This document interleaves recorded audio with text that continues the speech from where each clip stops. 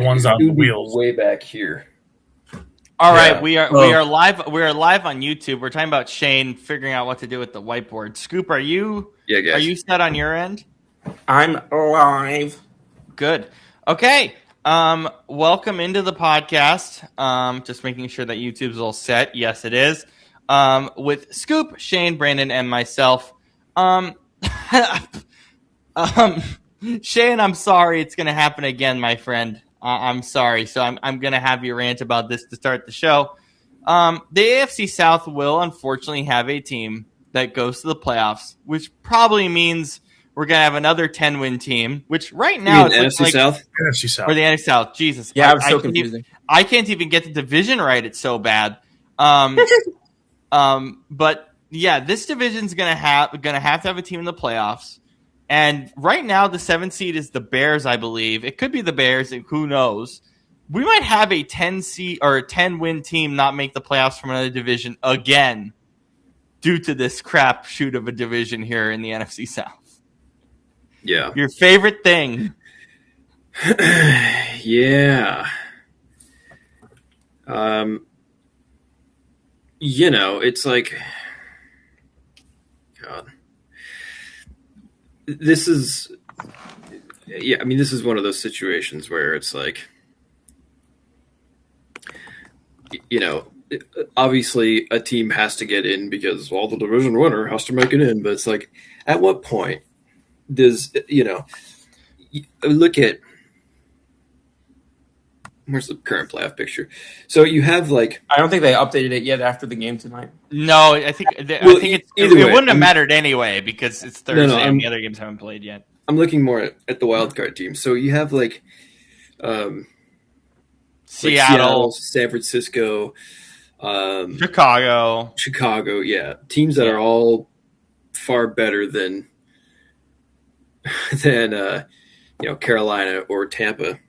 And the Lions are on the outside looking in too right now, and they probably should be in at this point. Yeah, so like you're going to ask one of those teams to go on the road to a crappy Tampa or Carolina in the playoffs. That's just stupid. Oh, yeah, that's right, because they have to be at home. Oh, my God, please remove that rule this offseason. I bet you they will, but please remove it. They should have many years ago. They should have last year when they discussed it. Yeah. Scoop, you were asking in our chat, is Carolina the best team in this division? And I said yes. And then I paused for a moment, and I said something, and please, I'll roundtable this. Tell me if I'm stupid as well.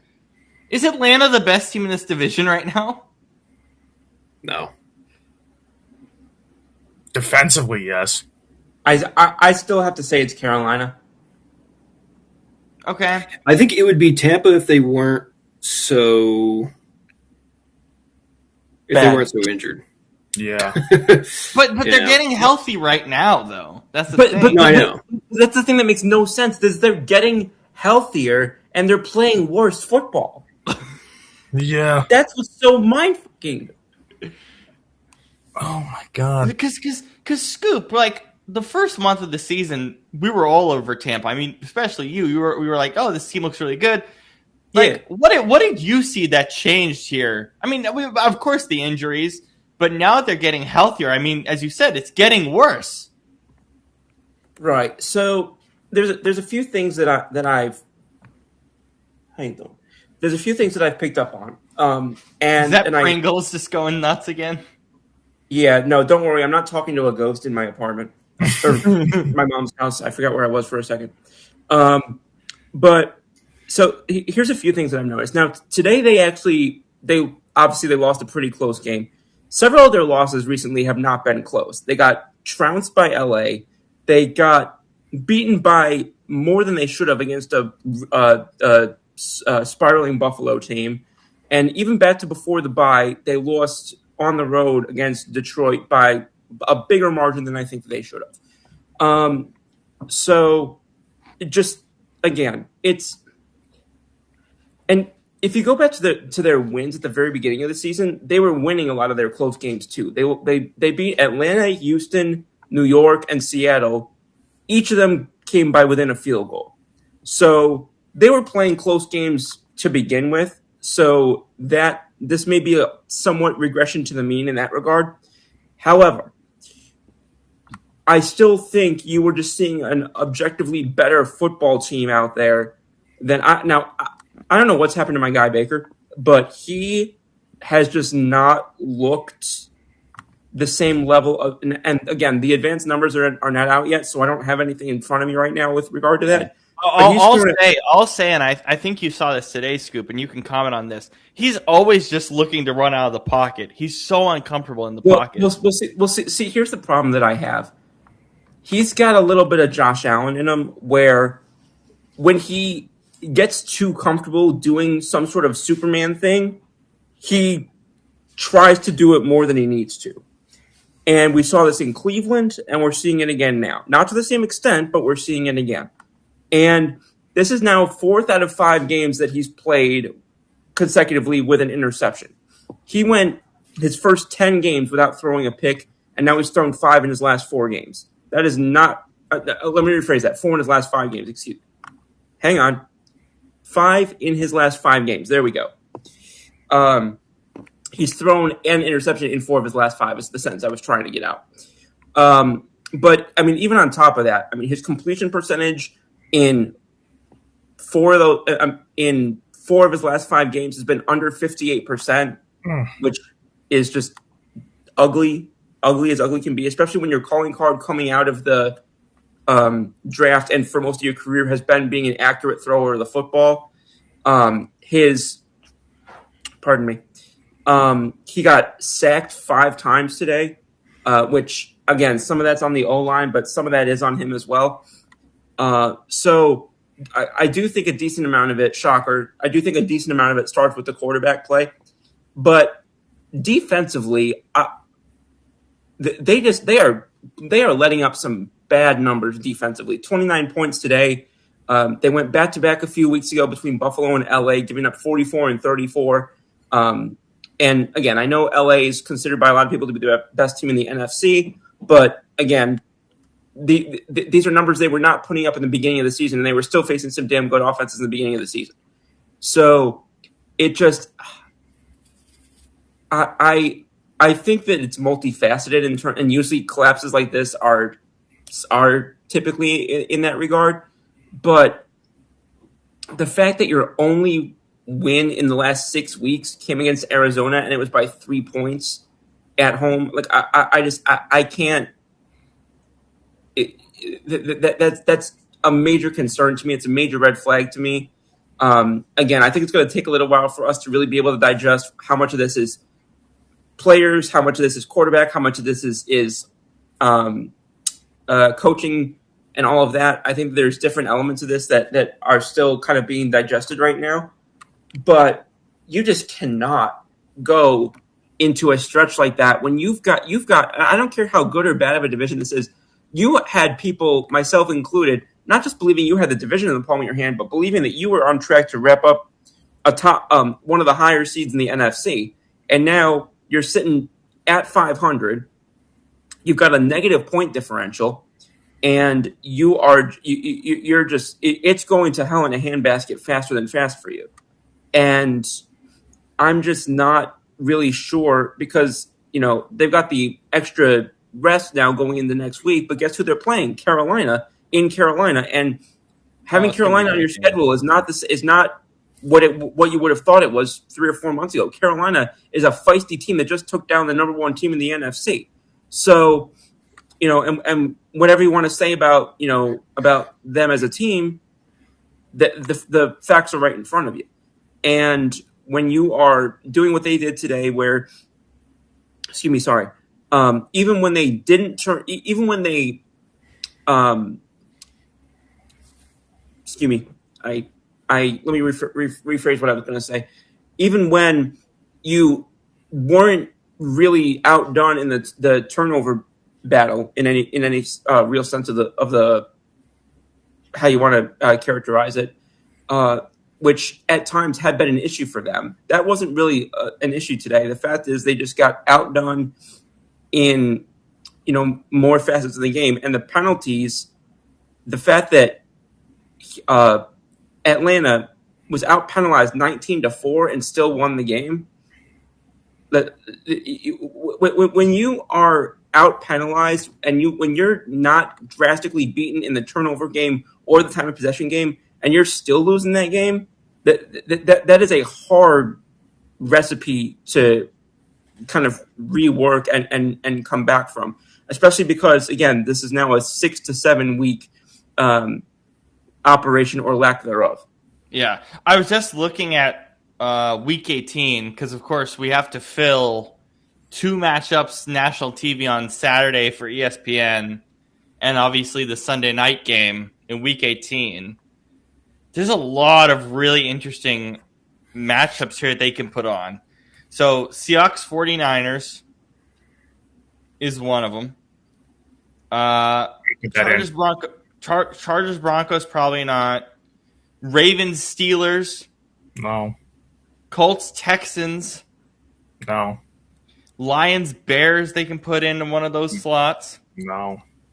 Panthers Bucks they can absolutely put into one of those slots, and I think we're probably going to get that as the Sunday night game.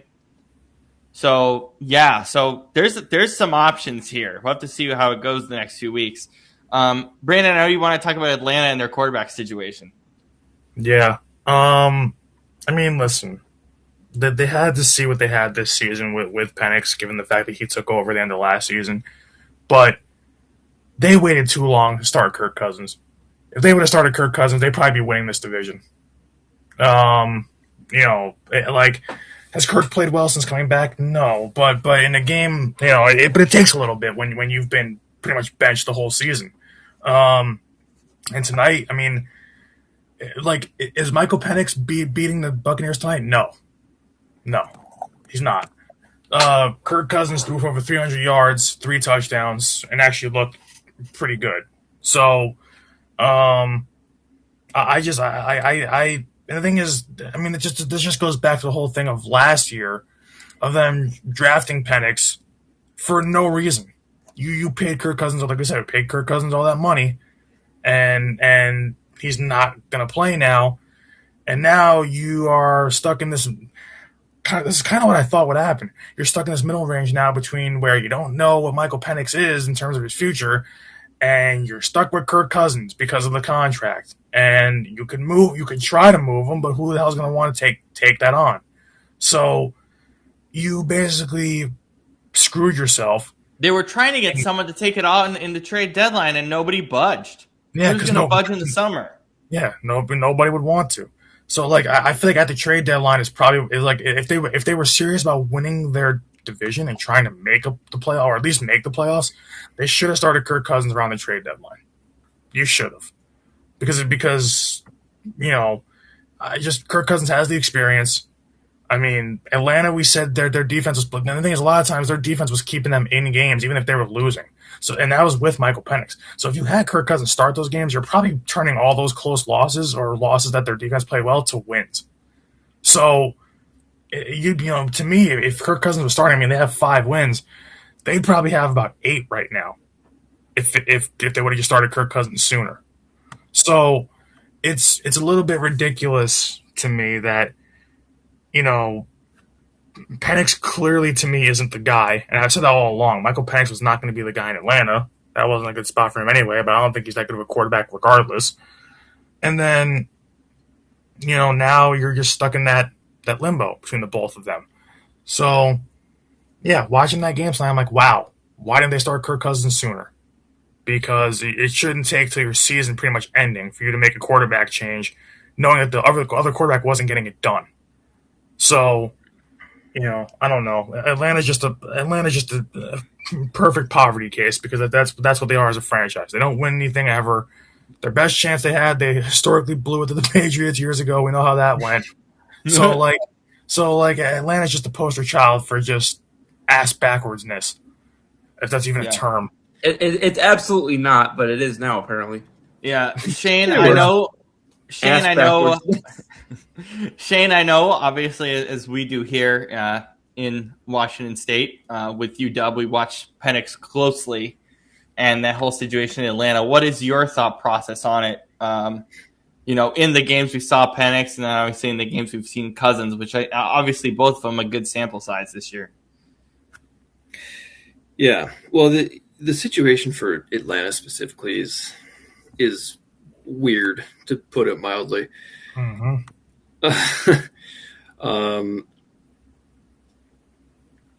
Because I do think, obviously Penix, given his age and his athletic ability, he obviously has a higher ceiling than Kirk. But the injuries too. Not even the injuries, just his floor is much lower, I think. You look at the situation, it's like, since Penix is a rookie, this coaching staff is doing him no favors whatsoever. Mm-hmm. Yeah, and again, essentially a rookie because he hasn't played that many games, so we can call him that. Yeah. Or just a young player. That's what I mean. Whereas Kirk, he's a 14-year veteran now. He doesn't Something need like 15, whatever it is. He doesn't need that same kind of stability or help that Penix needs, because going from college to the pros is a big transition, but Kirk has already been there, and so it's just a weird thing. Like, they just shouldn't have given their coaching staff. They shouldn't have drafted Penix. And they should have just gone with Kirk, see what happened there, or don't pick up Kirk, but maybe get Penix or whoever you want and have the right staff around him. Because Atlanta, they have all the talent they need on the team. Yeah, we've it's seen just that all this year coaching long. staff, I don't think, can put it together. So, and this has been the issue with them for the last couple of years. It's like, well, the roster's there, but coach. And this is, like Raheem Morris. I remember everyone was like, "Oh yeah, Atlanta's back," and I was like, "You remember the last time we all knew that was a bad hire. We all knew it. Well, yes, people with a brain knew that, but like ourselves. But it's just, I don't know. Anyways, so Scoop. You said you had some Scoop stats for us. What do you have? Yeah, so I just want to ask y'all a question. And I'm going to pull this back up before I try and do this off the top of my head, because I prefer to have information in front of me. I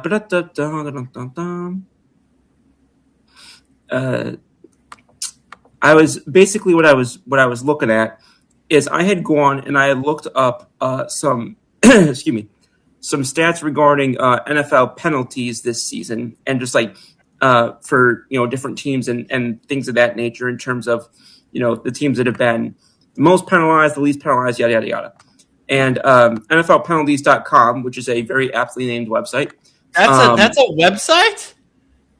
Yes, sir. Oh my god, I'm saving that website right now. That's wonderful. Anyway, that's amazing.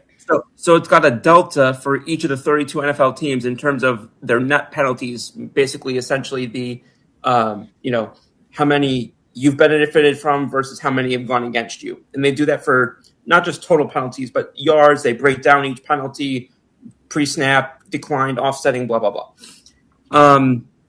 The lowest number of penalty of like that delta is negative 23, which means 23 more penalties go against you than for you. And that's Jacksonville and Buffalo. The team right behind them, negative 22, Philadelphia. The top two teams in terms, because this is often used as a barometer of really quick. really quick, I'm trying to understand. So negative means bad and positive means good, right? Is that So what negative this is? 23. So negative 23 for Buffalo and Jacksonville basically means they've had 23 more penalties called against them than they have benefited from them being called. Okay, yes. Okay, yes. Yeah. Okay. I Yeah. wanted to just confirm that. Thank you. Yeah, and then Philly was just right behind them at negative 22.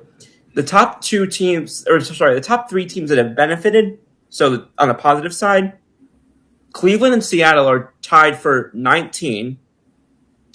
And the number 1 team, the LA Rams, guess what their number is in terms of how many more penalties they've benefited from than have been called against them? Like 10 or 12, maybe? Well, no, I said it's above higher. 19. Above 19, so like I would maybe say 30-ish. I would say like plus 35. Shane? I don't even know. Plus 40. Someone get me the Hitchhiker's Guide to the Galaxy. It is 42. Wow.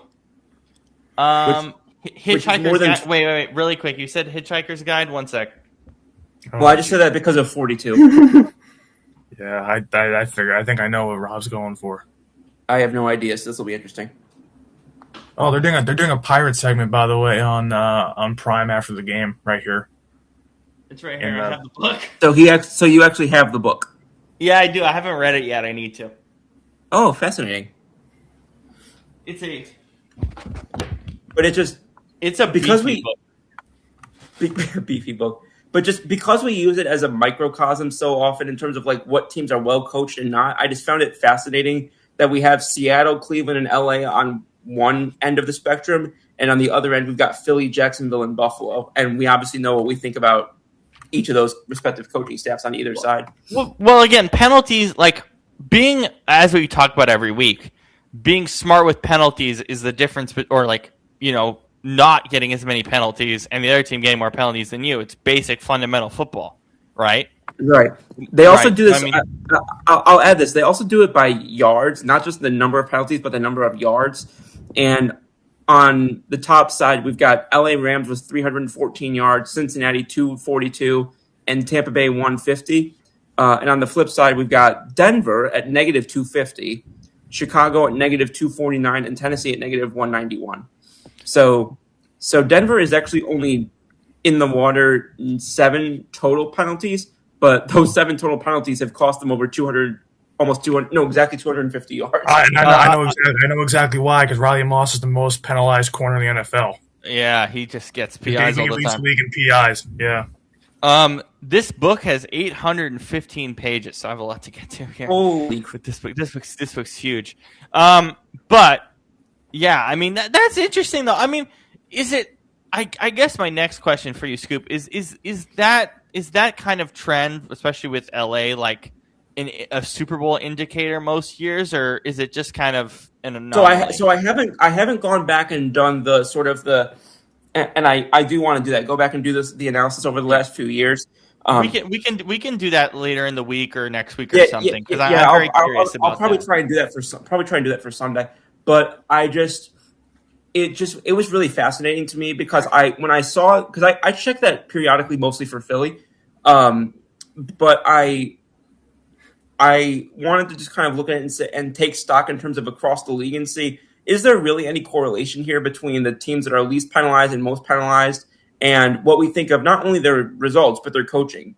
And there does seem to be something to that, at least in terms of what I can see for this season. And also going to what Brandon said about Riley Moss, I did a little further deep dive just then about like the individual players. Sure enough, yes, Riley Moss has 9 penalties.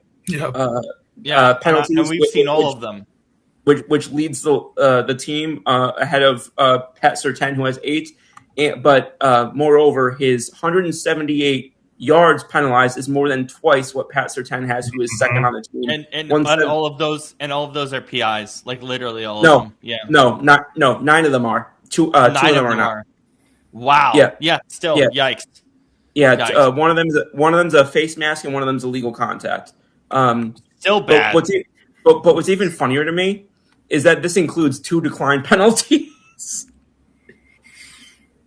Like, yeah, I mean, because Great. it's like every time I watch Riley Moss play, everybody's like, "Oh my god, he's so good." I'm like, he's the most penalized one of the most penalized defensive players and the most penalized corner in the He's NFL. he's Yeah, really good. he's basically just this decade's Vontez perfect. He is really good, but the thing is, he's just way too handsy. But you can't be that way as a corner. No, but the thing is, when he's not, this is my frustration with him. When he's not, he's amazing. But the problem is, it might sound stupid to say this, but when you actually watch him play, when he's not being handsy, he's amazing. But the problem is, he is. It's a huge issue. It's not like oh my God, who am I thinking of? It's not like the Commanders' defense with Lattimore, where it was like every time and he clearly lost a step. Riley's still really good. It depends on the officiating. When they get to the playoffs, it depends on the officiating crew. If they let them play, he might get away with a little bit more. If they don't, then the Broncos are going to lose, obviously. Yeah. So, Shane, do you have any thoughts on the penalty statistics? Scoop said anything that stands out to you or surprising? No, It maybe didn't surprise you that much because I know you've got a lot of coaching experience, but yeah. It just depends on the kind of culture you build and the sort of guys you have going through it, But wait, expand on that. What do you mean? How does that just affects just on the field play or like? I mean, just discipline and how sloppy you play or how much you kind of let the guys get away with, how much you need a positive. Yes. Yeah. Pretty much. So, all right. Before we do lines of the night, I want to talk about Notre Dame, because we didn't get a chance to talk about them last week about the fact that they declined a bowl game and all this stuff. And then I believe it was the athletic director for Notre Dame. He came out and gave a pretty scathing press conference on the ACC. Yeah, he doubled down on it, didn't he? Pretty much like yeah.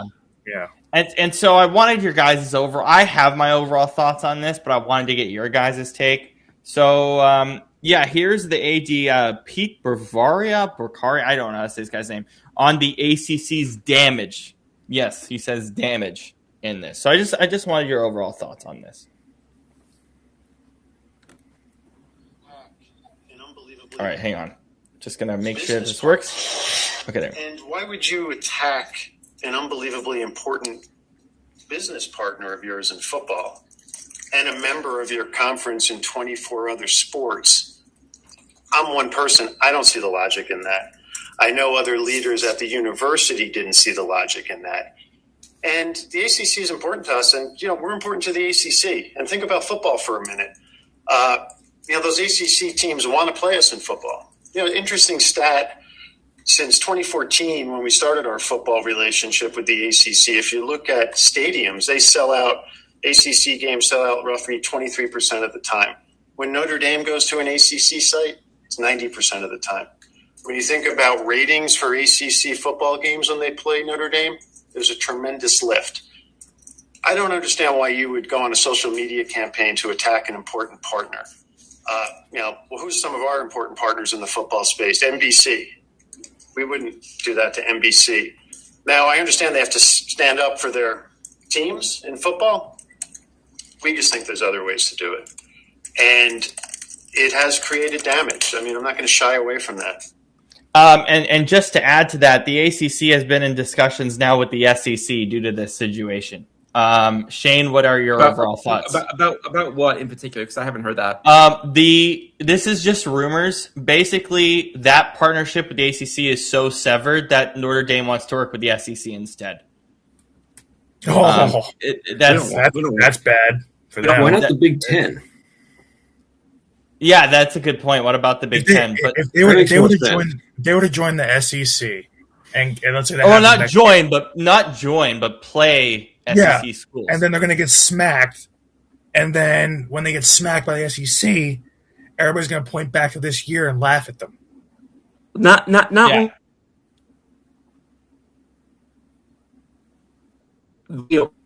Last, and then you're going to say afterward, we weren't going to show up for that. But an even bigger what?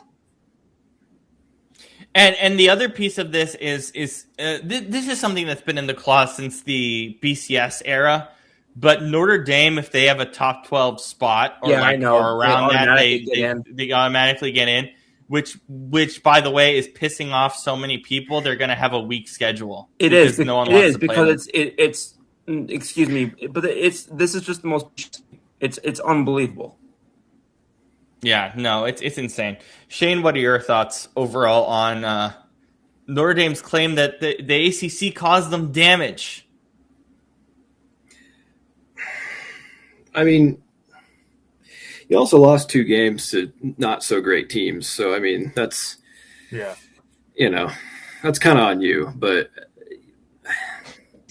yeah, I think if anything, it's just they should be in the big. Huh? Oh boy! Oh no! Scoop, say it again. Sorry. Pete seems to be pretty comfortable looking at. That is true. Everywhere but the mirror is true. Continue, Shane. Yeah. No, I just Notre Dame. I mean, I think if anything, it makes more sense for them to join the Big Ten. But this is the problem with the whole, 2 mega conference thing. It's just that now it's like you have all these, like, you basically have 2 super conferences, and then the others just like whatever, doesn't matter. And it's really bad for the state of college football. But I mean, there's not much we can do about it. So yeah. It's just like the Wild West. Oh yeah, absolutely. Before I let Brandon go, here are my problems with this. It's kind of, I guess it's more threefold than twofold. One is, I'm going to just be frank here. Fuck you, join the ACC. If you have this much of a problem, why is Notre? I know why. I know the answer. It's money. I know the answer, okay? I'm not naive. I know the answer. It's money. In 24 other sports, Notre Dame is in the ACC. Yeah. But in football, they don't want to be? Really? And I understand why, because they make more money being an independent. But what they're in the ACC in basketball. Basketball makes a lot of money. Like I just join the ACC and stop complaining. Like, if you're going to complain, and by the way, as he said, like, I understand they have to protect their own schools. You weren't being attacked by the ACC. The ACC was just saying, hey, we want Miami in. We want these people in because that's going to directly help us. If Notre Dame gets in, it helps no one but Notre Dame. So, Of course we're not going to, oh my God, we're the ACC and we're going to pump up Notre Dame. No, we're not going to do that. Yeah, the ACC is going to advocate for the schools in their conference, and Notre Dame is not. They're just a partner. They're not in their conference. They're a partner. And then that's a weird way to complain. Yeah, it's a very weird way to complain. Like, 'cause you know what it is too. What really kind of is weird to me about a lot of this, and this goes back to the bowl game aspect of this, not playing the bowl game.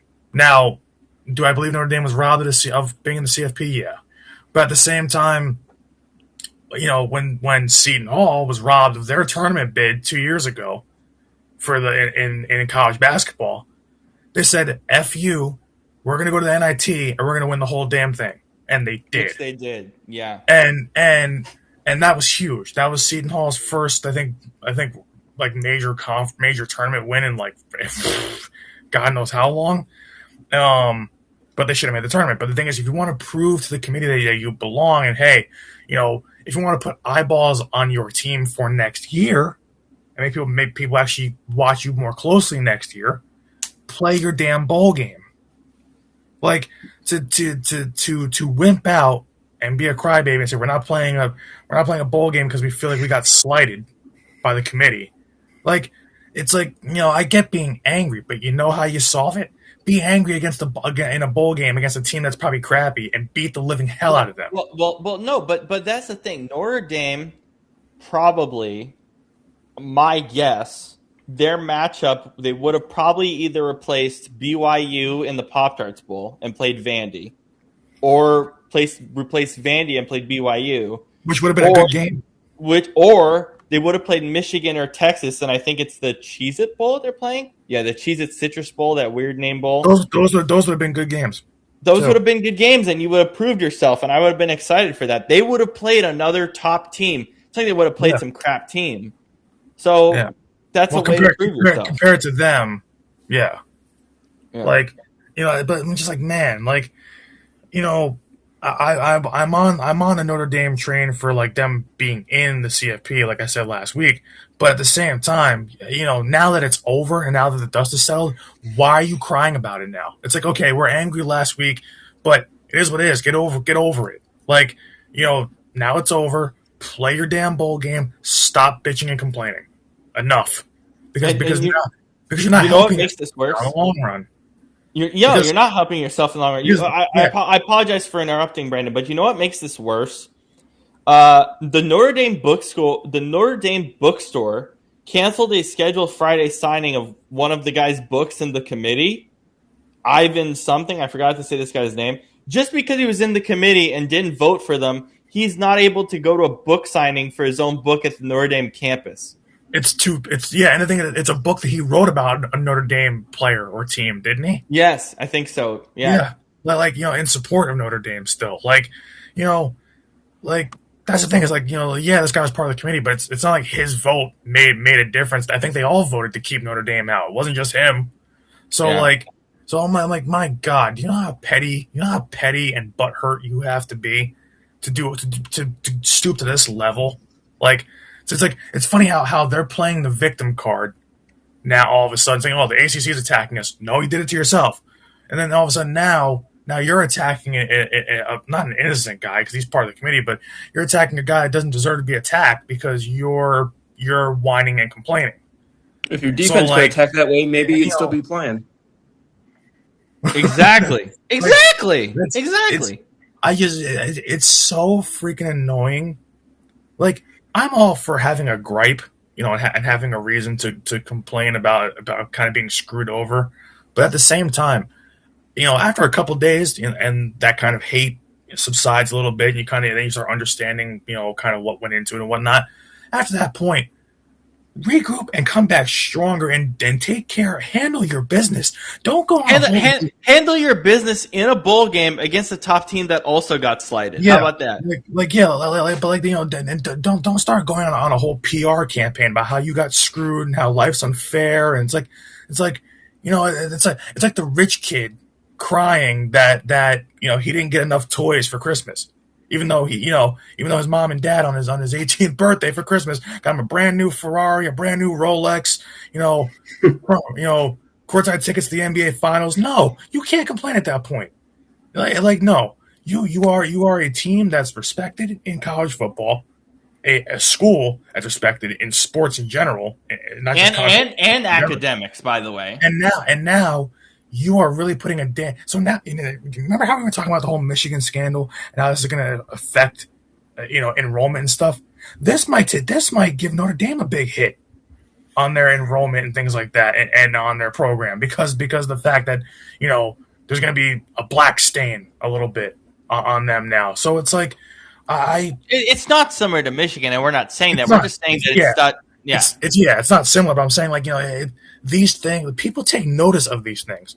Like nobody, there's going to be people out there that won't want to go to a school that's known for being a whining and complaining, the whining Irish little child. So the whining Irish. Like it's funny how they call themselves the Fighting Irish. What are you fighting for? You're not fighting in a bowl game this year, and now you're fighting the ACC when all the ACC kind of wants to do is bring you into their division, into their conference.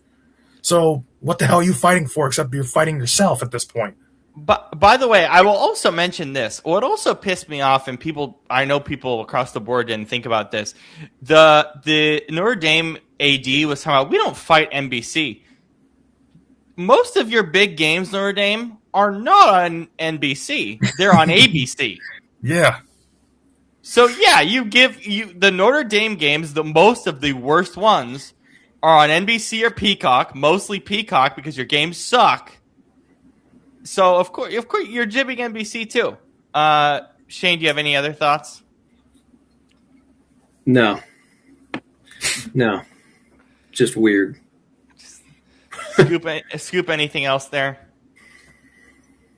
I mean, I said pretty much everything that I can think of. I mean, if Notre Dame signs a deal with the SEC, are you excited to smack them once a year for Alabama? I mean, I don't know how many players they'll have active if everybody's with chronic posteitis, but I think it would be at least nice to go out there and get some wins. Okay, so the Michigan thing, I wasn't going to touch this fully, but I did want to ask this question. Obviously, it's a horrible situation. We will see how everything happens with the police or whatever. And we talked about this on What's the Scoop earlier. I'm going to ask this question to the group as well. So we'll see what happens with the whole investigation and everything. It's still early. It looks horrible. I'm not denying that it is horrible. We're not denying that here. But I did want to ask a football-based question. Shane, you coach, right? You coach with high school. If I came to you and said, hey, I'm offering you the head coaching job at Michigan with everything that's gone on since Jim Harbaugh left, do you take that job?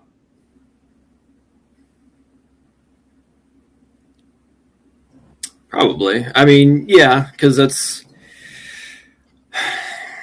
was more like Harbaugh's mess, and you're just kind of the next guy, right? I guess. I mean, other than this a little bit, they just had won a national championship, So, yeah, it's. I mean, I probably would. Well, I don't really want to be a head coach. I'll just be transparent. But the money would be nice. Yeah, but no, it's the crazy part is just the fact that this guy involved himself in another entirely different scandal. Yeah, which is much, much worse. Yeah. So. And Michigan knew about this and didn't tell people until after signing day. Right. So kids signed, and then this happened. Which is, especially when you're working with younger people. I mean, yes, they are adults technically, but they're still, 19, 20, 21 years old. It's like, that's just weird. So yeah, it's not a good look. Let's put it that way. But yeah. Scoop, would you take a job at Michigan right now?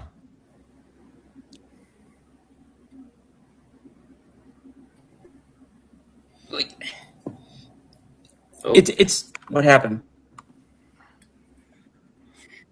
You're good. It just bugged out. You're okay. Oh, sorry. Yeah, my internet right now. Again, I certainly have a lot of questions that I'd want to answer or want to get answered. About certain things, and I tend to be a pretty controversy averse. That was going to be hard to say. Person to begin with. Because here's the other thing. The unfortunate reality is if you're taking a college job as a head coach, or really any job at any college sport, especially if it's your first one, it's a very unlikely scenario that that's going to be your only job or your long-term job. It's just how it is. And so what you're attaching yourself to, you also got to think about your future of, what am I, how is this going to set me up potentially not only for what I'm going to be getting into here, but down the road. I'm not sure if the PR nightmare that you could potentially be putting yourself up to be dealing with, because you're going to have to be in, you're kind of doing almost a much more extreme version of like Dusty Baker going to the Astros, like a much more extreme version of that, where basically you're going in for the cleanup of a mess you didn't start. So, and had nothing to do with. So, I find it hard. I have a hard time seeing how it could be advantageous to, no matter what the money is, how it could be potentially advantageous to put yourself in position to have to do that. Now, then again, I'm not naive to the fact that if somebody's out there, this is their first coaching job and it's their only team making them an offer, it's going to be hard to turn that down because it is still a well-regarded coaching job in the NCAA, FBS, Division I, blah, blah, blah. So I'm not going to sit here and pretend I don't see how anybody could take that position either. But I think it's going to have to be a veteran coach who's got some experience running and leading a program and a good reputation, not just football-wise, but otherwise, because as a first-timer, even if you have coordinator experience, as a first-timer, this just feels like it's got so many more headaches than it's going to be worth. And if you don't do a bang-up job, which both on the field and off, you could potentially be effing yourself in terms of your, getting, what you're going to be able to do afterward if you do eventually get let go, which, let's be honest, the majority of, college coaches jump from one place to the next at different levels, coordinator, head coach, yada, yada, yada. Very few guys are going to be a Coach Saban who's, at one place for 27 years. And so and I know 27 is not the right number, but I'm just, it's fine. I'm trying to make. It counts. So that would be my main thing there is that I'm sure this is a good job for somebody. I just think that it's going to take a very specific type of person and type of personality to be able to go into this and walk the line, to use a Johnny Cash line, of being able to, and just kind of, toe the middle ground of not necessarily having to. Yeah, I'll be honest, I don't really know how to finish that sentence, but you get what I'm trying to lay down here. Yeah, definitely. Brandon, what about you? Would you take it? We kind of alluded to it on WTS, but I just wouldn't. I mean, because I also wouldn't for similar reasons that you're about to say.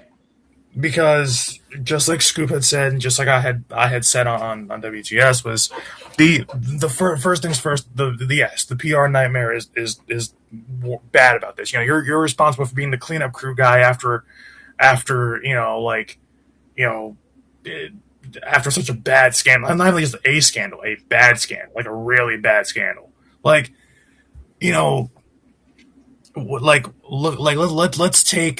take James Franklin at Penn State, for example. Look at the situation that he inherited pretty much after Joe Paterno and Sandusky and that. Yeah. And that black stain still follows Penn State to this day. Penn State has still not recovered from that. And James Franklin was targeted, as trying to turn it around, getting them into the CFP, and but because he couldn't get them to the promised land and get them back on top, he was then ridiculed for it, and then eventually it fell apart, and then by the last few years of his tenure, he just was not a winning coach anymore, and the program suffered, and the program still has not recovered after that scandal over 10-15 years later. So so when you look at Michigan and this scandal, and because both scandals, this is going to follow them for years too. Yeah, this is going to be a black stain that follows the program for years. The program was already on a little bit of this, on a slide since Harbaugh left. The last 2 years now, it's been on a slide, and not just it being on a slide, but now the person that has to come in, not just like Scoops has to do a bang up job, but if they don't almost reverse the fortunes of this franchise and get them into a CFP at this point, and get them, to start making CFPs, because remember, Michigan expects results too. You got to beat Ohio State. So you gotta be in the CFP. Yeah, you have all these check marks, all these boxes you have to check off. So even if you have a good season, and you're trying to they don't have patience for a guy that's going to come in and try to build a whole new culture after this black stain. So because you're going to have to fix the culture after this because it was so bad the last couple of years. You're going to have to do a turnaround. 'Cause a lot of guys are returning to the team next year that are from this team. So they kind of knew what was going on behind the scenes. Like it's a messy situation, and now you got to bring in new kids. Now the new kids that the administration screwed over by not alerting them of this whole thing before they sign. Now they have to deal with that. So you got players that have a little bit of something hanging over their head and a little bit of and guess what? The portal's open. Yeah, a lot of them are going to leave. Yeah. So you already know Michigan's going to take a massive hit because of this, and they already started taking a hit after they won the whole damn thing under Harbaugh.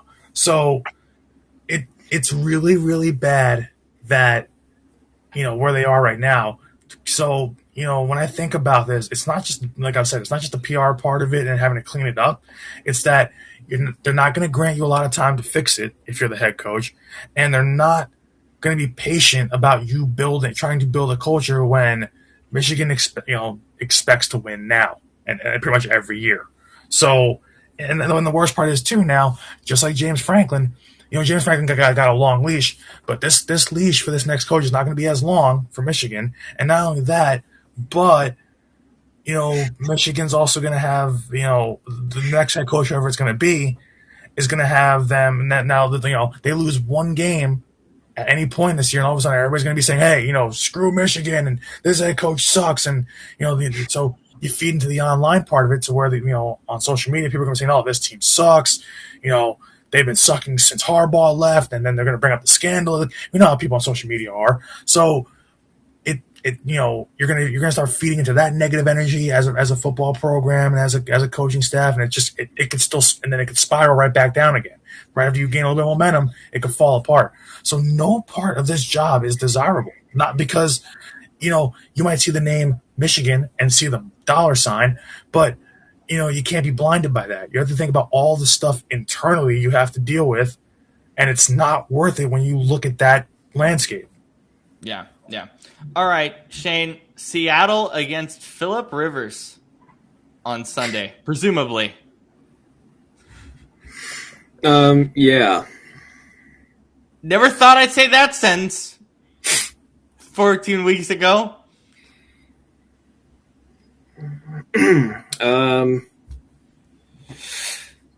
Yeah, this is not a great start for him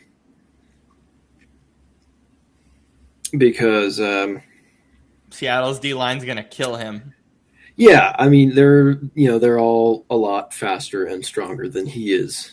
And, I mean and especially when this is just a disaster. It's but we'll see. He could surprise me. He has some zip on the ball in practice, but it is practice. I mean, it's Phillip Rivers. I trust him to have more zip on the ball at 75 than Daniel Jones. Yeah. True. No, I think it'll be a slaughter, but Yeah. All right. Well, Shane, unfortunately, we do have to let you go as well. Scoop has some internet issues, so Brandon and I will take you the rest of the way. Peace out, right. Shane. See you. See ya. Bye. Okay, Brandon. We're gonna do the lines of the week, and we're gonna start with Colts and Seahawks. Under the Pagaiza that looks like it's Phillip Rivers. That should be the biggest line of the week. That should be. I mean, if we're minus 11, and by the way, you agree, as we all do, as Shane said, that this is a disaster for Indy.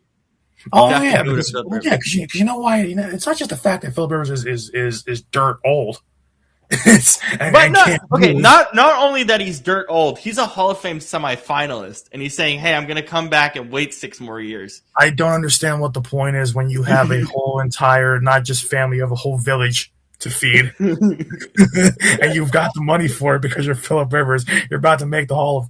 What purpose do you have? It's like that's why we saw the memes of like people saying with Tom Brady that he's like Willem Dafoe in the Green Goblin mask. He's like, ha, ha, ha, I'm ready. And it's calling back out to him. No, but yeah, it probably is. But the guy's been amazing at Fox. I would hate to see him. But then here's the thing.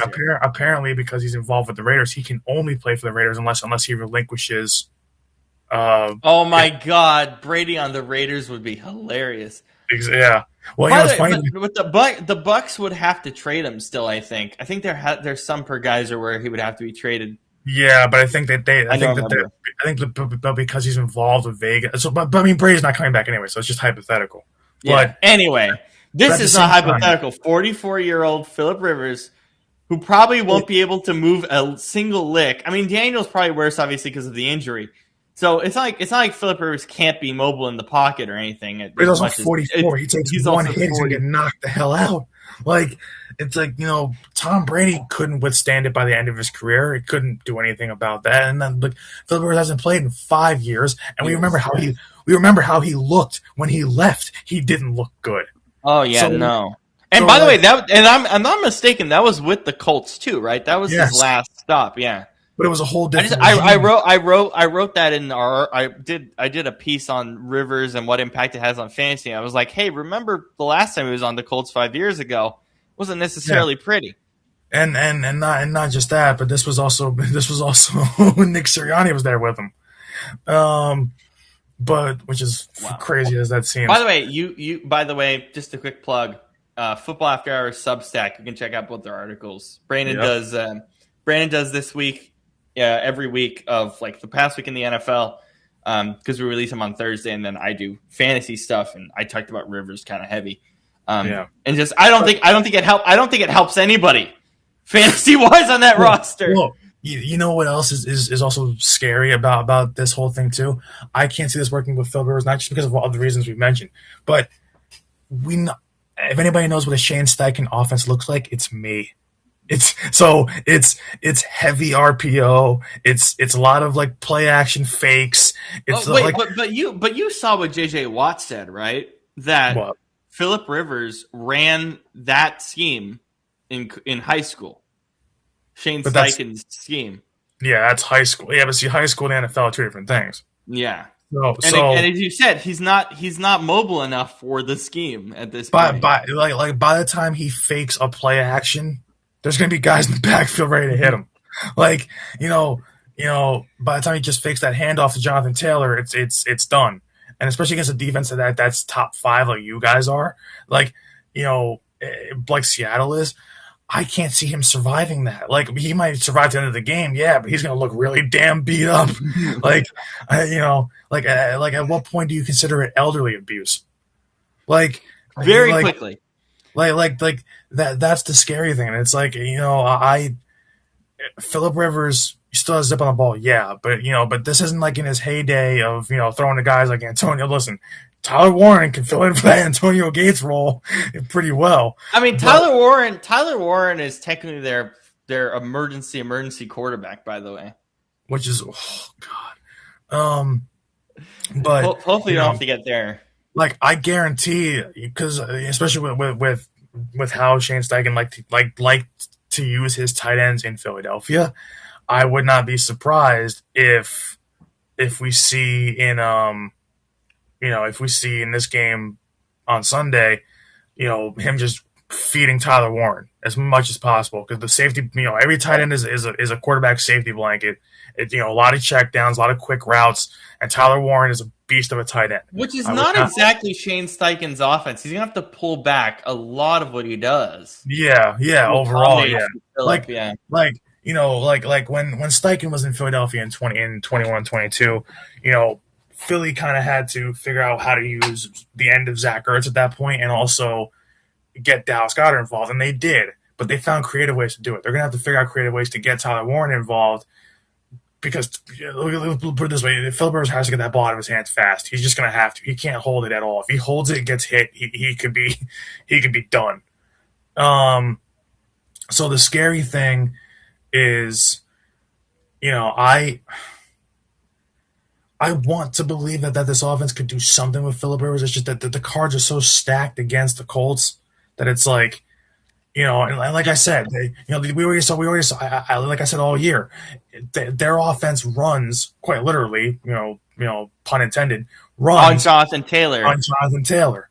But but as I wrote in my article today, Phillip Rivers has to do something more than serviceable for Jonathan Taylor to do anything. Especially to beat the Seattle defense and to just beat a defense in general the rest of the season. Like, Daniel Jones complimented Taylor enough. It was still Jonathan Taylor's offense, but he complimented it enough. He did just enough on his side of things to keep the offense in rhythm and keep it moving.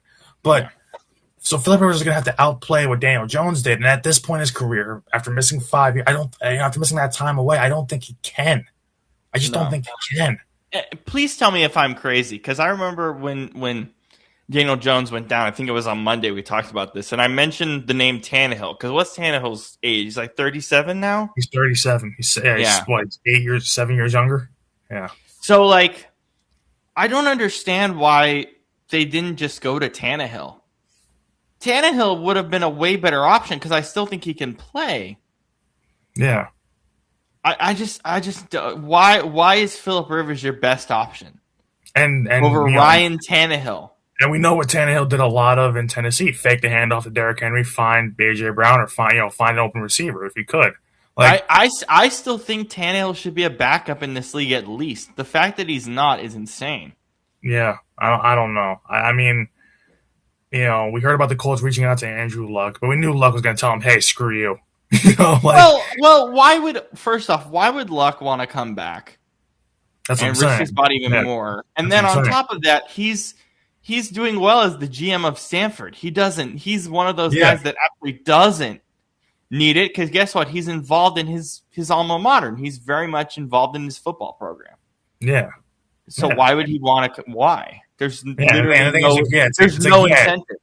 Yeah, and it's he's not making the same money he made in the NFL, but he's still making a good amount of money doing what he's doing. And you see him having a lot of fun at Stanford. He loves that job. Yeah, he loves that job. He wouldn't trade that job for anything in the world. Yeah, no, not even another shot in the NFL. I assure you, he'll tell you that. No, when the Colts are just, that's why I kept saying with the Colts this year, early on I was impressed by them, but I kept saying, I kept thinking in my head, I'm like, this is a Cinderella run for them. I'm like, there's no way Daniel Jones is going to lead them all the way through the season and into the playoffs and get them far. There's no way. There might have been a shot, but once that fibula was torn, we knew it. But then, like I said, when I started noticing that pattern with Jonathan Taylor in about week 3, 4 of, hey, if he can't get over 120 yards rushing a game, and hell, if he can't get over 100 yards a game, and kind of help and score a touchdown or two and really get them moving down the field, that offense is not scoring enough. So, I looked at the Colts all year and I was skeptical, and then I was like, yeah. And then once we found out that he was on that, but even before he went down, and we heard that he was playing and his fibula was all messed up and all these different things, I'm like, yeah, that season's over. I don't care. Yay! For now, we shall see. Hopefully. Okay, Scoop, what are your thoughts on Phillip Rivers starting against the Seahawks on Sunday, if that's the case? Well, I will say, obviously, this is another 5 years. But my God, 2031. My God, I have a big head. There we go. But my God, I have a big head. But I think it's cool. It doesn't really. I think some people are more surprised at it than I am. Apparently they called Kaepernick. So they were clearly going to any corner of the earth in order to find a competent quarterback. I still don't know why. I still don't know what happened with them and Tannehill. Tannehill would have made more sense. He's the only one they didn't reach out to, and I don't know why. I think they did. I just think they went. I didn't hear anything about that. I heard Kaepernick, I heard Luck, and I heard Phillip Rivers. I don't know all the specifics, but I think they did reach out to Tannehill, but they just decided on Rivers. My guess is that Tannehill, if they didn't bring him in, my guess is that Tannehill probably told him he prefers to stay home. Yeah. Um, I mean, like it's also week 15. Like, I kind of get it, but yeah, Yeah. like but also like I feel like even David. Oh my god, even Derek Derek. Carr, I feel like would have made more sense. Well, Derek. I would give Derek a few more years because I think he's still recovering from the injury. Oh, okay. So that's when people bring up Derek Carr, I still have to be reminded that the dude's recovering from a pretty No, massive that's fair. injury. I was thinking like if you were going to bring a quarterback out of retirement, he would have been the first one that I thought of. Right, but I think he's still dealing with at least lingered injury stuff. Okay, good. Yeah, okay. So we're doing our lines of the week. Let's start with Colts at Seahawks.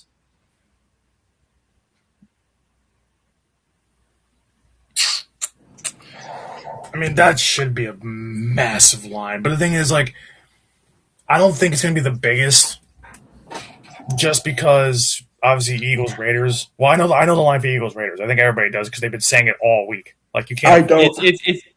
Oh, you don't. Mm-mm. Okay, Um, then I'll let Scoop guess it. Yeah. So that line, I'll just say it right now that because we obviously know this, that line is big. Um, but I Well, yeah, don't. I would have that I could have figured. Yeah, but I don't. But Eagles Raiders is a bigger mismatch than Seahawks Colts. So I'm gonna Yeah, say, and then that game's where, Rob, Seahawks Colts. My home, baby. Okay, It's at so yeah, Lumen. so home team also. I'm gonna say Seattle minus.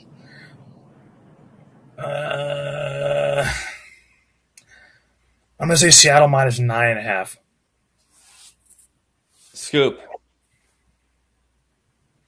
I mean that should be a multiple score game, especially if you said it's in Seattle. Yep, yeah. So I would have probably said -10 on a neutral site, and we say what added 3 points for a home game. Yeah, I had 3 points. All right, so I'll say Colts. Hello, I'll say Seahawks -13. Very close. Seahawks minus 13.5. So wow, so it's bigger than Philly's line. And by the way, it's not the biggest line of the week. I'm not gonna Really? I'm not gonna have you guys guess this because it's stupid. It's tied for the biggest line of the week. Jaguars minus 13.5 versus the Jets. So they're Oh my tied. god. I'm That not gonna have that you is. guess Jags Jets. It's stupid to guess. I could have. There are other games on this list that look to me like they should be bigger lines than that. Yeah, I'm shocked. I'll give you this. Like Bears minus 7.5 over the Browns, Texans minus 9.5 over the Cards, Niners at 12.5 over the Titans. So I don't think they should be yeah, favored that heavily over the Titans. no, I don't think so either. But not that heavy. But yeah. All right, Scoop. Guess Raiders versus the positive Rabbits. Positive rabbits. Um. Okay, I'm gonna. I mean, I said this on What's the Scoop. I am going to buy that exact rabbit and put it in our studio when we get a studio. I'm going to Oh my find a way to buy that thing. all right. Well, so I mean, obviously, I think we all expect the Eagles to be favored. Yes. I'll say Eagles minus. Oh, before you say that, do you want a hint as to what it could be? If you do you remember what the line was when the Eagles played the Cardinals in 23? How the flip would I remember that? I Because do it's remember what it it's the was. same exact line, and it's that. I And I d- think I it's, thought it no, was a little bit higher. I thought it was a no, little bit higher. and it correlates with the collapse. So no, no, I don't remember that at all. I thought it was a little bit higher than this one. no, Is it's the it same line. Same one? All right. Frick, I don't know. Eagles minus 10.5. Very close. It's 11.5. Yep. Oh, I thought Cards was 12 or 13.5. No, No. I think it started out like the first day after we lost. It started out that way, and then it went down. like 1 or 2. So it went down to 11.5, and then that was the game where we were up like 18 at halftime. Julio Jones caught 2 touchdown passes, and we blew it. Yeah. Actually, I have a lot of good. I have a lot of good lines here. Julio being an Eagle just feels like a fever dream to me. You know what's funny? He wasn't bad. Yeah, actually, he was pretty good. No. Bills at Patriots. The Bills at Patriots? Yes. Where's the game? New England, Foxborough. That's why I'm trying to make sure I say at the team now, because I know you guys asked where it is. So, yeah, Bills at Pats. If I know Vegas, they're still going to freaking favor Buffalo for no reason.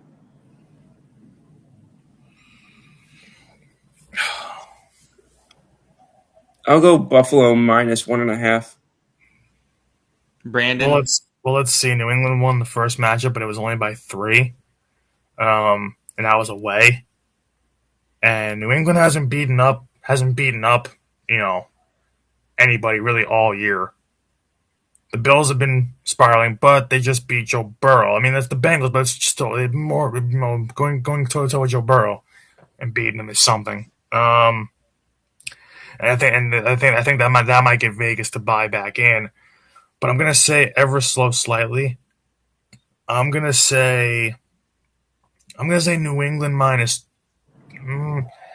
I don't think it's a pick 'em. I think New England will get a little bit of a bump from being the home team. So I'm gonna say New England minus 2.5. I don't know how Scoop does it. Bills minus 1.5. That's insane. That's I don't like that as a pick 'em. I don't. Chargers at Kansas City. Ugh. What the fuck? What? What's wrong with your voice today? Today, this is every week. So I'm definitely taking the Chiefs because you said it's like Geha, right? Yeah, I still hate that it's Arrowhead. No, Jeha. Yeah. I'm not saying that stupid ass letter thing. No, it's Arrowhead. I see. Here's what's hilarious. I always forget it's Arrowhead. I just remember it as Geha. Oh my god! But even though I haven't been there for a football game. I've only been there for a concert. That must be an amazing place to go to a concert. It was fire, and we had really good seats. It was I went for my 24th birthday. We went to see Morgan Wallen, and what a great place to see Morgan Wallen. Oh. No, for real, it was one of my favorite concerts ever. But I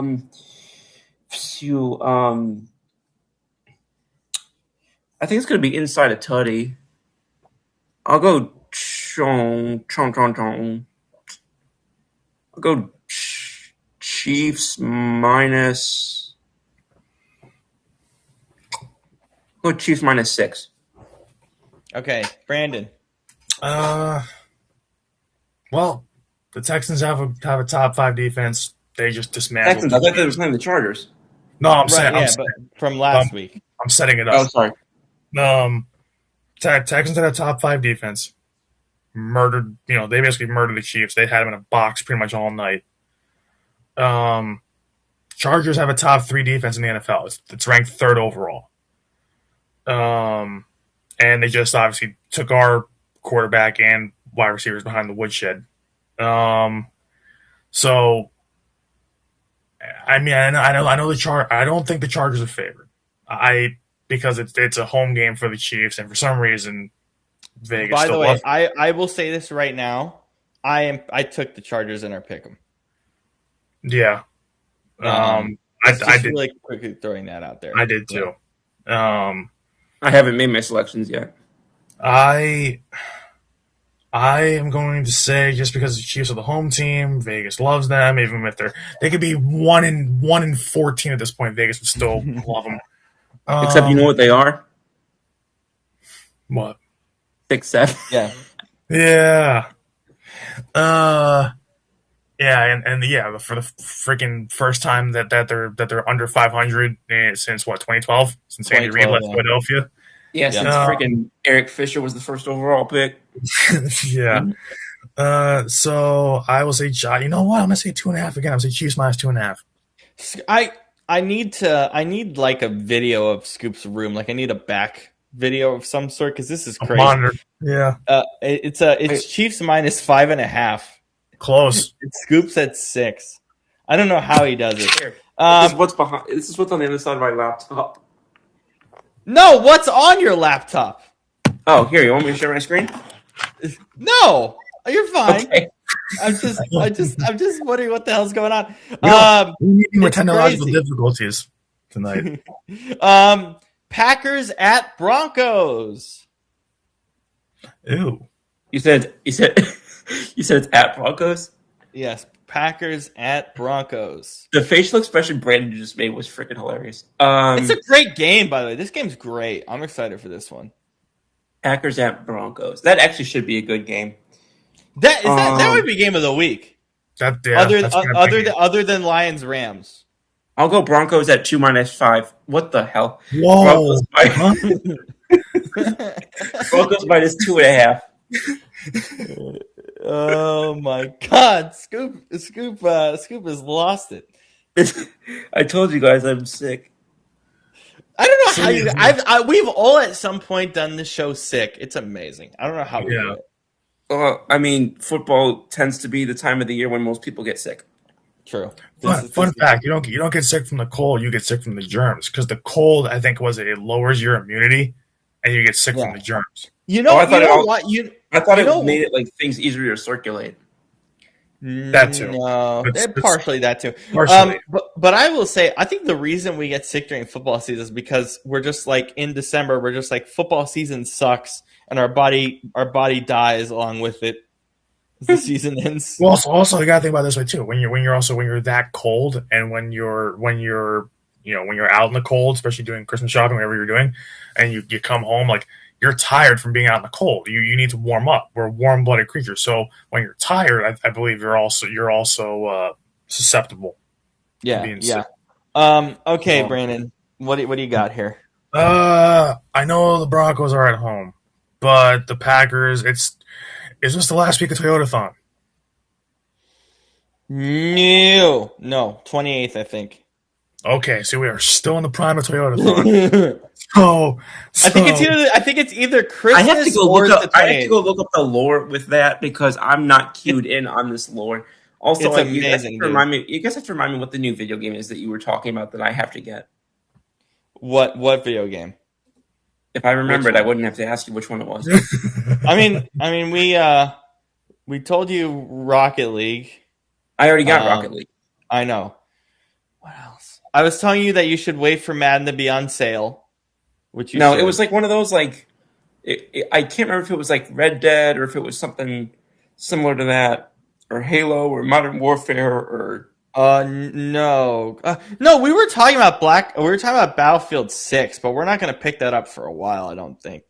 No, I don't think it was that. Anyway, carry on. Anyway, I have to remember. Wait, I'm just going to really quickly check when Toyotathon ends. Please. It runs through early January 2026. Oh Okay. my God! Can I read something to you real quick? Yeah. I typed in when does Toyotathon, like I only got those 3 words in, and the third option is when does Toyotathon start for Jordan Love? See? Yes. You know, the thing is, Scoop, I need you to research the Toyotathon Jordan Love lore because it's all statistics based. You will love it. I believe they actually pulled up the legit stats, like from legit reporters and sources. They pulled up legit Toyotathon stats versus Jordan Love the rest of the year. He's literally Dr. Jekyll and Mr. Hyde. You know what I think is amazing? I typed in Toyotathon for this year, right? So Toyotathon 2025. And the first result on Google is a sponsored result from Happy Honda Days. So for some reason, I'm being asked to buy a Honda instead of a Toyota. Because it's the play on Happy Holidays. It's Happy Honda Days. They have that too. But still, why? I'm trying to look at Toyotas. I'm also a proud Toyota guy. So Toyotathon all the way. So yeah, basically end of week 18 essentially is when it ends. I I'm going to say. Now, I want to look at how good Toyotathon actually is. Well, it's Now good that for I- Jordan. It's good for Jordan Love. So for that reason, I'm gonna say. should I buy a car that I can't drive just to appease Jordan Love? I mean, yeah. I mean, it's like making a what is it? Not making a sacrifice. It's like praying to Jordan Love by buying a Toyota. The other aspect of this is he has a sponsorship deal with Toyota for Yes, Toyotathon now. he even feeds into the meme himself, like because it's true. So yeah, I'll say Packers minus. You know what? I'm gonna say it again because one of these has to hit. Damn it! I'm gonna say Packers minus 2.5. Holy Isn't that shit! what I It's said? Packers You said Broncos minus 2.5. Oh, my bad.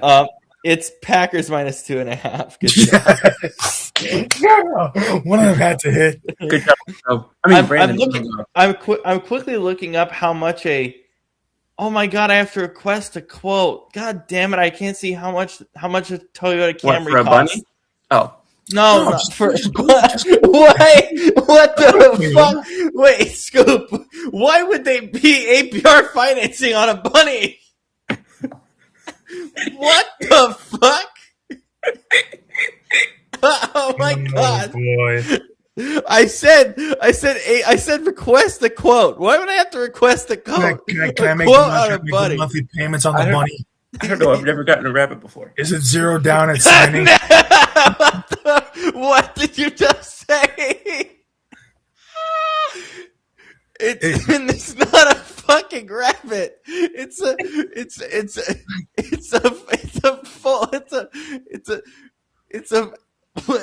It's basically a balloon, not an actual rabbit. I'm not trying to buy an actual rabbit. Okay. What the fuck? Oh my I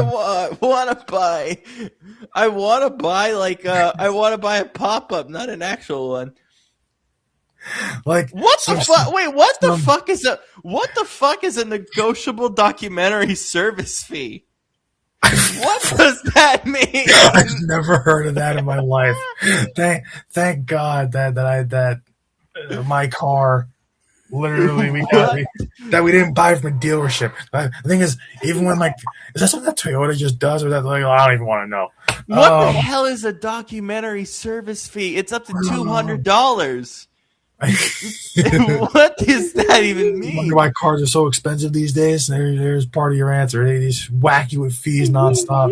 I'm searching up what this is. I don't need results. Is a charge from a car dealer processing paperwork, which is often negotiable because That sounds right. because when dealers usually charge everyone the same, you can haggle for it to offset it. So that's what so you can negotiate it. Okay, so that's such a stupid word. That's the reason why I would not buy a car from a dealership unless I have I have just an insane amount of money and I can just afford to live with the fees on top of it. Payments. Okay, wait. So I'm trying to buy.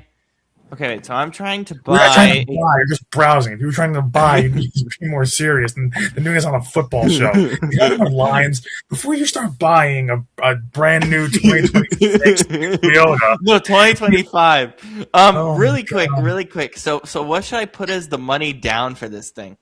Because I could put no cash down, but Yeah. 70. So no cash down, a 72-month term length with an excellent credit score, and I have to pay $545 a month. Yeah. And then if I was to, oh my god, this car looks like shit.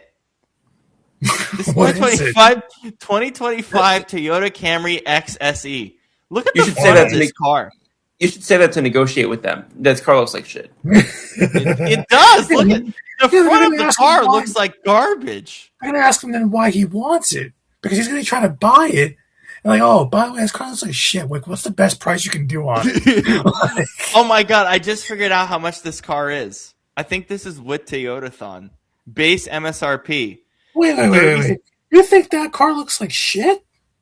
Yeah, look at the front of it. Nothing wrong with that car. Well, Look I'm at the biased. front of it. I'm a Toyota guy. Also, my dad used to drive a Toyota Camry back in the day. It's $36,000. That's actually not that expensive. It's not that bad. Especially in this day. Especially in this day. By the way, I can find you one in Yonkers for $28,000. Yonkers. That only has 9,000 miles on it. What's a Yonkers? I mean, what the? New That's not what I meant. Yonkers. That's not what I meant. That's not what I meant. New York. I misspoke. Oh my god, bro! I should get this in Packers colors. That would make it even better. Oh my god. Oh, I'm okay. What the hell put this many miles on a 2024 Toyota Camry XSE? Jesus Christ. Who puts, Are you okay? Yeah, I'm tired. I you hate sound how like you're that. doing a fucking I hate how that name is. It's because it's a lot of E sounding letters in there and a lot of noises. A lot of E. Yeah, There's there's a 2024 version of that car, right? $24,000, but it has 50. How the hell do you put 53,000 miles on a car in 2 years? I don't know. I didn't do it. I have That's no a lot. idea. That's a lot in 2 years. Um. Like, where are All you right. driving that to? Well, the thing is, Oh my god. oh my god. Ugh. I'm burping because I'm drinking Diet Coke. Are you going off roading with your Toyota Camry? Is that what it is? Well, okay, but the other thing of this is Toyotas aren't they pretty good with mileage? Don't they survive a long time? They're pretty good with everything. I could drive my 2004 Toyota RAV4 Sport into the middle of World War III. You would have torpedoes and shit being fired at me. My car would just deflect it. Oh, that's a good segue to our post credit scene later. My car is literally the Toyota version of a tank. My car could literally survive like capital punishment on it if it really had. I love it so much. I know we were going to avoid this topic today, but what did you have in mind? Well, I was just going to bring up. Oh, sorry, I got something on my leg. I was just going to bring up something that I saw, if I can find it again, about some of the. Because Brandon, are you the one who's always complaining about like hitch routes in our offense? Oh yeah, I've been not only that, Shane's done whiteboard segments on it. Well, the reason why you can expand on it, absolutely, go ahead. I know what you're going for. Yeah, there's an X post. It's X that Brandon Deeg, who's a big time Eagles guy on the Score, and he posted this yesterday. Well, I guess 2 days ago now. Says 24.9% of the Eagles' routes run this season have been hitch routes, according to True Media. Route frequencies have been tracked since 2019, and no team has ever reached 21.8% in a single season. Some great stuff here from Sirianni and Patillo. Wait. No. I'm happy you mentioned that. You should mention that on Sunday to Shane if you guys lose, because that's been the biggest problem for you guys. Yeah, well, I had to look up. Disgusting percentage. I'll be straight up because I had to look up because after we talked about it once, I had to look up what a hitch route was because I didn't quite really. Not that you should, to be honest, Kevin Patullo. Have you ever run a hitch route in Madden? Like I said, I'll be very honest with you. I lose track of what different things are called. It's like a curl. It's kind of like a curl, except okay. So it's like you run and then you run back. You go up and then you like immediately go down. That's what I was trying to do. Yeah. By the way, it's horrible in Madden. So why does it work in real life? It doesn't. Yeah, but also like the offenses that I run in Madden are like the antithesis of what the Eagles run because I'm constantly using the middle of the field. I'm constantly like trying to like cut the ball in between guys. I'm constantly audibling and motioning the back. I'm constantly running the ball. I'm a running guy. I'm a running guy. I like to run the ball. So here's the thing. I'm a running guy when I have crappy Wi-Fi, because otherwise everything's just going to go for a pick. But now where I live now, the Wi-Fi is usually better. Tonight it sucks, but usually better. Crap happened. So then I am more comfortable running balanced. But that's a lot of the times why I'll, instead of doing a QB for my career, I'll do a running back, because otherwise I just end up throwing 19 picks a game.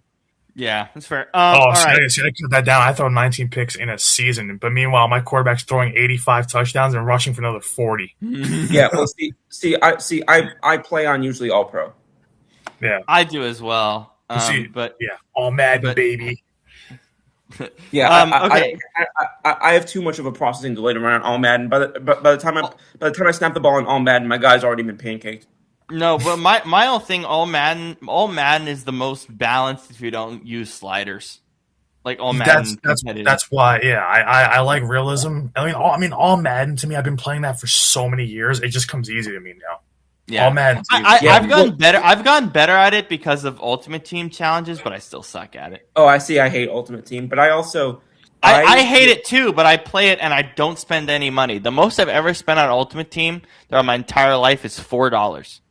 Yeah, no, I refuse to spend money on that because it's like they and the NBA 2K game, they became such pay to play focused that I was 2K is so much worse. 2K is so much worse. Yeah, with that. In my opinion, they're not as bad as they used to be. And that's fine. It's as long as you admit it's still bad. That's all I care about. Yeah, but it's just where was I going with that? I will say I've been playing Diamond Dynasty this year more than I usually do. Yeah, because I don't think the prices are that egregious, and I think you can still build a good team without paying for it too. Well, that's what I was saying. Is I haven't spent a nickel on my Diamond Dynasty aside from what I already got with what came with the game. Yeah. But I really like the way because you got a Black Friday deal with MLB The Show, right? It was Cyber Monday, but same thing. Yeah, so you I know you get some extra content with that, which is really nice. Yeah, and I just but actually I didn't even really spend that on my Diamond Dynasty. I spent that all on my Road to the Show player. That's funny. Okay, let's continue on this. Sorry. We'll get to more. No, it's fine. We'll get to more video game stuff later because I have the craziest video game thing you'll ever see in a little bit. Panthers at Saints. We really thought this was more interesting than video games, huh? No, in all seriousness, you said the game's in the Big Easy? Yep, in the Big Easy, close to where you're at, my friend. Yeah. I'll say this. For as close as I usually live to this stadium, you could give me a ticket for free and I probably wouldn't go to this game. Oh, my God.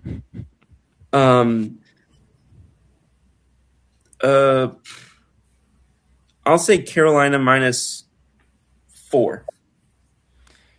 Yeah, all right, sounds good. By the way, what is our game of the week? Is what? It's Lions Rams. Are we taking Lions Rams? Let me look real quick. Hang on. Anyway, continue, Brandon. What are you taking for Panthers Saints?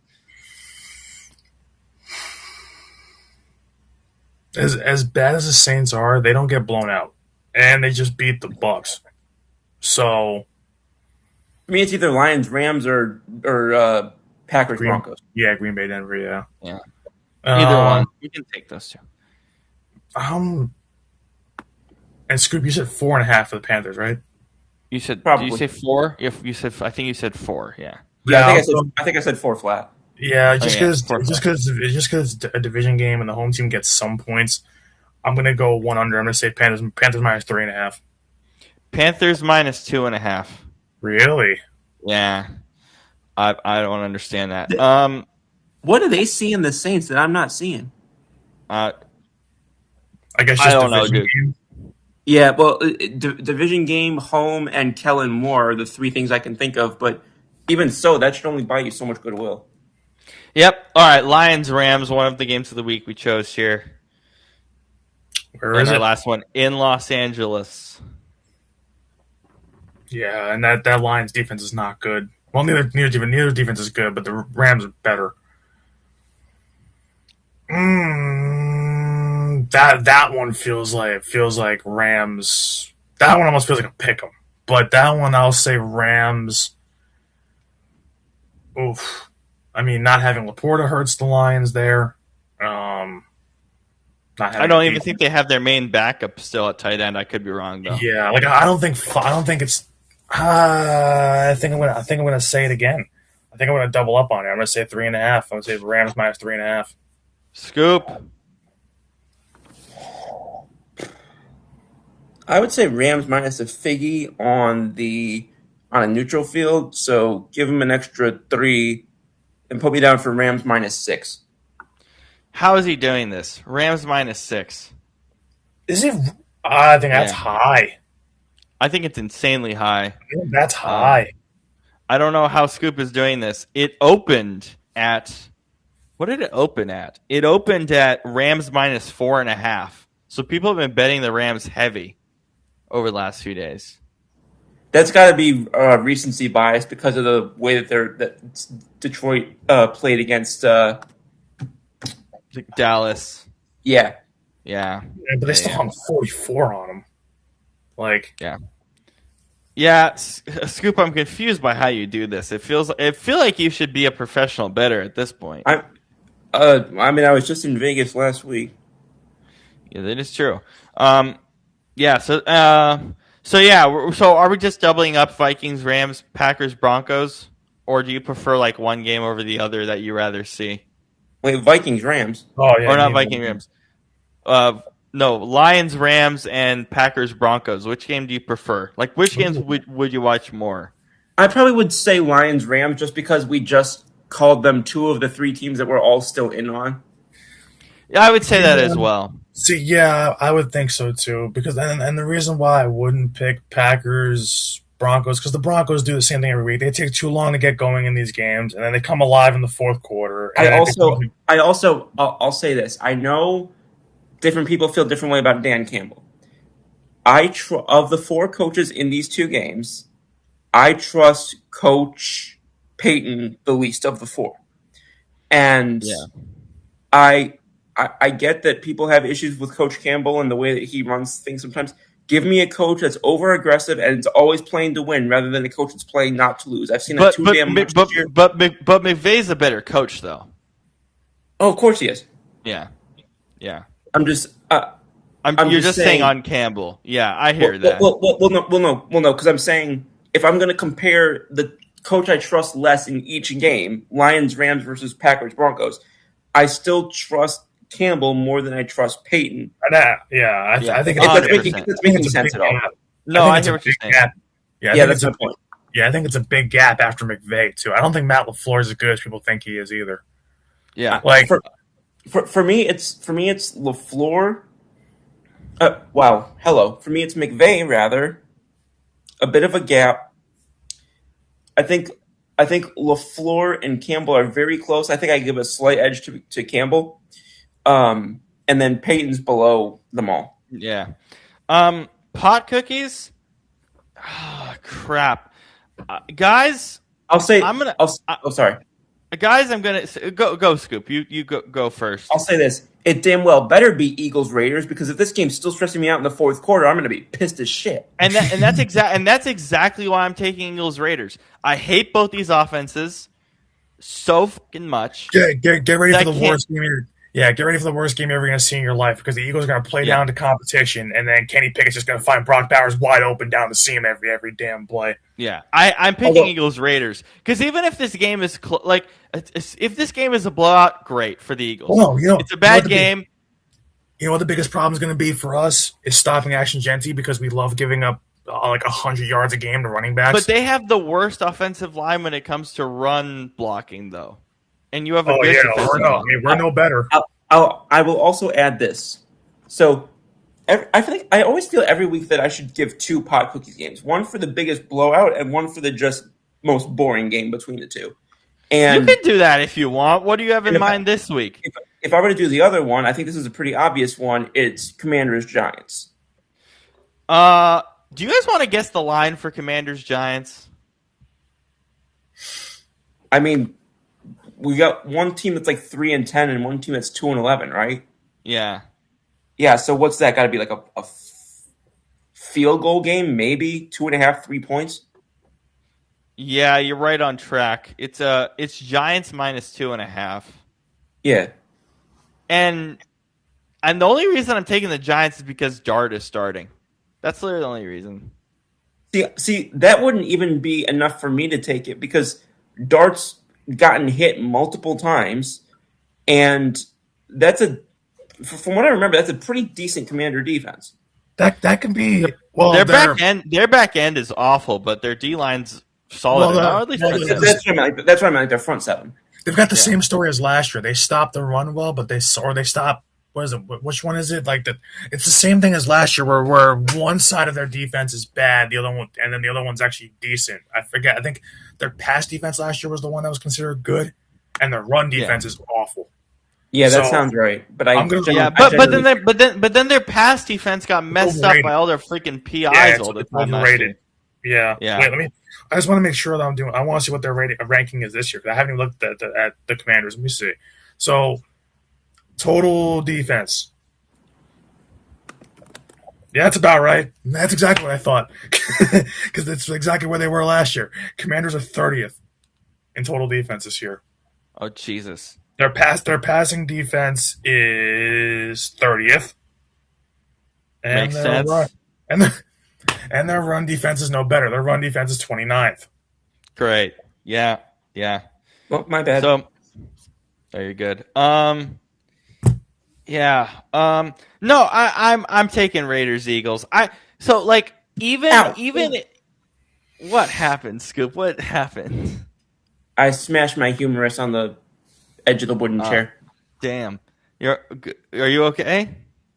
Yeah, I'm fine. It just smarts like a bitch. Oh my god. Okay, so here's why I'm taking Raiders Eagles. I hate both these offenses with a passion, clearly. Secondly, what else is new?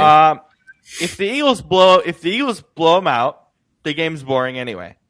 Here's how I think this game's gonna go. Either you guys have like a 24-point lead by the end of the third quarter, or the game is 6-3 Raiders by the end of the third quarter.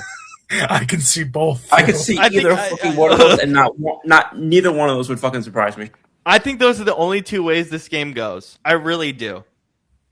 I hate this game with a passion. I can't wait to watch it because how much I'm going to hate it. Remember, we'll see. Here's the annoying thing, right? Here's the annoying thing as a Philly fan.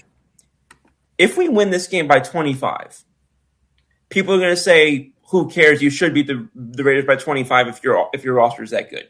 Exactly. Right. If it's anything close, then it's going to be, well, this is, who cares if Philly won? They should have won by 3 times as much. Like there's no possible way for Philly to come out where they're going to get any respect. And then the third option, because it's the Raiders. Why would nobody get respect playing the Raiders? And then the third option is we win in general, and you're going to have our fan base saying, "Oh, we're back." I'm like, yeah, we beat the Raiders. Like, no, we're not back. I'll put it this way. The one scenario in which you might hear me do a little bit of that last thing is it's going to depend on how our offense is called and managed. If I see us that's fair. I agree with that. If I see us show up on both sides of the ball for 4 quarters, and I see us using the middle of the field, and I see us balanced offense, and I see, like, if I see these different things, and I see AJ Brown not stepping on his dick down the middle of the field 3 times when he could have easily taken it to the house, if I see these things all coming together, then you might hear a little bit of that overzealousness on my part on Monday. I will say though to counteract that just preemptively, the Raiders suck at covering the middle of the field. They're like one of the worst in the league at it. So you better do it. Which means the Eagles won't do it, which means we'll throw the ball to the sideline. So you better do it. Because next year, you know what's so funny to me is we talk about Madden and comparing like NFL offenses to Madden. If anything, I prefer throwing over the middle of the field in Madden than I do to the sidelines. I can go either way. It depends on it because I run Shane Steichen's offense. Or 1 year I ran it. I think in 25 or 24 I ran it. I think this year I ran it in Washington. I use Kellen Moore's offense. Okay, yeah. I think this year I either used New Orleans or Washington, but I forgot. And then Yeah, one year I used San Francisco's before they broke it. And had a bunch of weird stuff. Anyway, yeah, I think this game is going to be fun. Why is it a fun game? Pocket game of the week because it's the Raiders, and I hate these offenses anyway. I think it's to be fun because of how much I'm going to hate it. Like I genuinely think in the morning. I genuinely think by 11 a.m. in the morning that game is going to cause me to puke my guts out.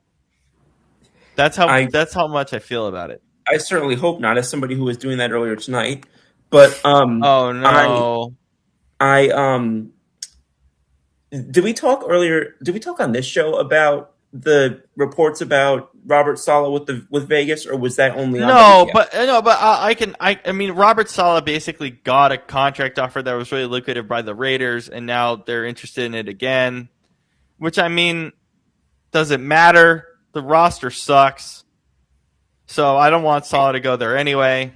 I think Saleh is going to get better jobs than the Raiders. And honestly, I think Saleh's going to be in a unique position where I think if his only head coaching offers from the Raiders and he gets defensive coordinator jobs from other teams, I honestly think he might be better off taking a D coordinator job from another team than the head coaching job of the Raiders.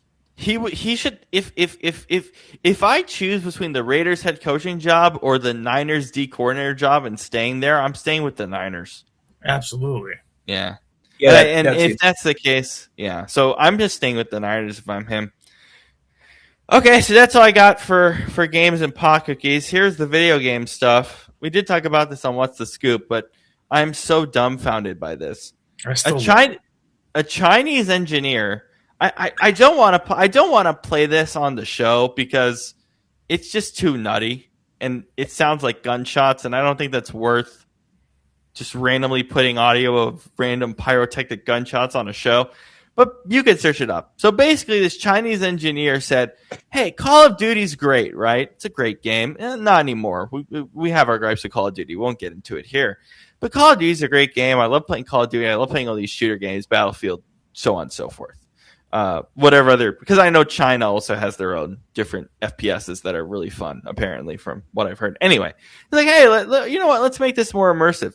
I'm gonna wear a helmet and I'm gonna wear like a biker helmet, a like bulletproof vest or what seems like a bulletproof vest, and I'm gonna make it so that every time a gun gets shot at me in the game, pyrotechnics shoot at my face. Oh, and I'm gonna have wind effects that hit me and I fall over. He literally when he gets hit, he goes, and then he just like completely falls over. At the end of the video, you have to be a masochist to want to do that. To be fair, this guy was waking up at 2:00 in the morning to watch European football.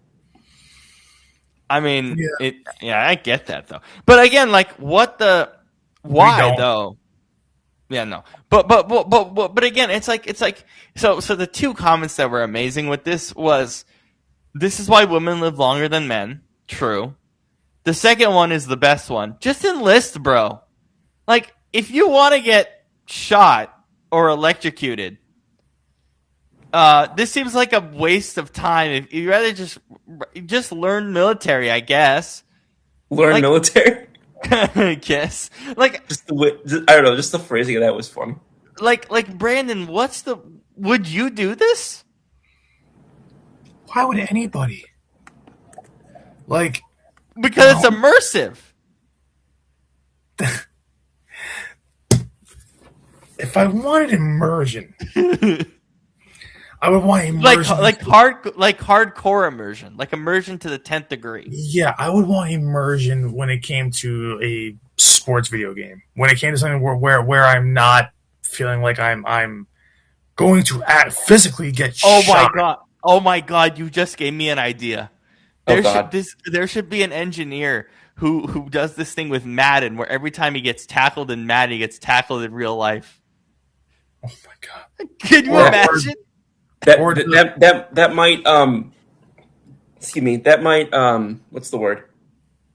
that might cause CTE. The guy's shooting at himself. No, that's not what I was going to say, like, at all.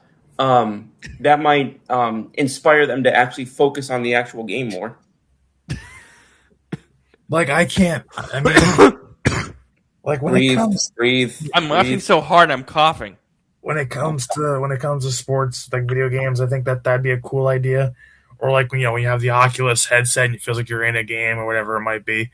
Like, but no, when you're playing a horror, any kind of like horror game or FPS, yeah, like no, I don't want to be that immersed that I actually feel it. No, I do not. No, that's how you get a random spike in PTSD in this country. Yeah. Scoop, would you do this? Are you interested at all? I have epilepsy. Are you out of your freaking mind? Hell no. Oh my god. Yeah, this is a no for me. I'm very curious of how he actually made this. First of all, no for you. They have what do you call it? They had that football game they came out with a few years ago. It wasn't anything to do with Madden, but like they had that football game that was like a virtual reality football game thing. Oh yeah, NFL Pro VR. Yeah, I know about that. Yeah, something like that. My friend was actually a part of the people that were making it.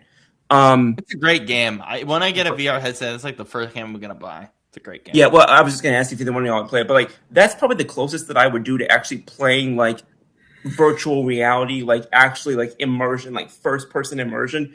Because see, here's the thing. Part of the thing that I love about video games and sports video games and things of that nature is that when I'm done, I can turn it off. And I can connect my brain to something else that I want to go and concentrate on. And I don't have to actually wake up in the morning trying to figure out, okay, was that actually real? Did I actually perceive that? Or am I just having a... Or you wake up in the morning and your whole body feels like you're in pain because you got electrocuted by a video game. I mean, I've woken up in the morning with my whole body in pain for the last 25 years, but... I'm sorry to hear that, but I'm just saying. It was meant to be a joke. But at the same time, can you imagine waking up the next morning and be like, "Hey, let's play Call of Duty. Oh, I have this great thing where you can get electrocuted and shot in the face." Here's the thing. The closest that I would come to that, is like if I had like if there was like a UFC or a WWE game that was like immersive in that regard, I would hate that. Like, well, see, like I don't think I would like it, but then I might at least try. I might at least try that just to like see like what that was like. But like, there's a difference between going and like, squaring up with a guy wearing rubber hands and somebody taking an AK-47 to your dome. Or like just pyrotechnics to your dome, yeah. Like, the thing that weirds me out is at the end, right? Because he's playing on PC, right? At the end, he like has this wind machine, right? And the wind machine literally blows his computer and blows him over because it's so strong. I mean, like, sorry, go ahead.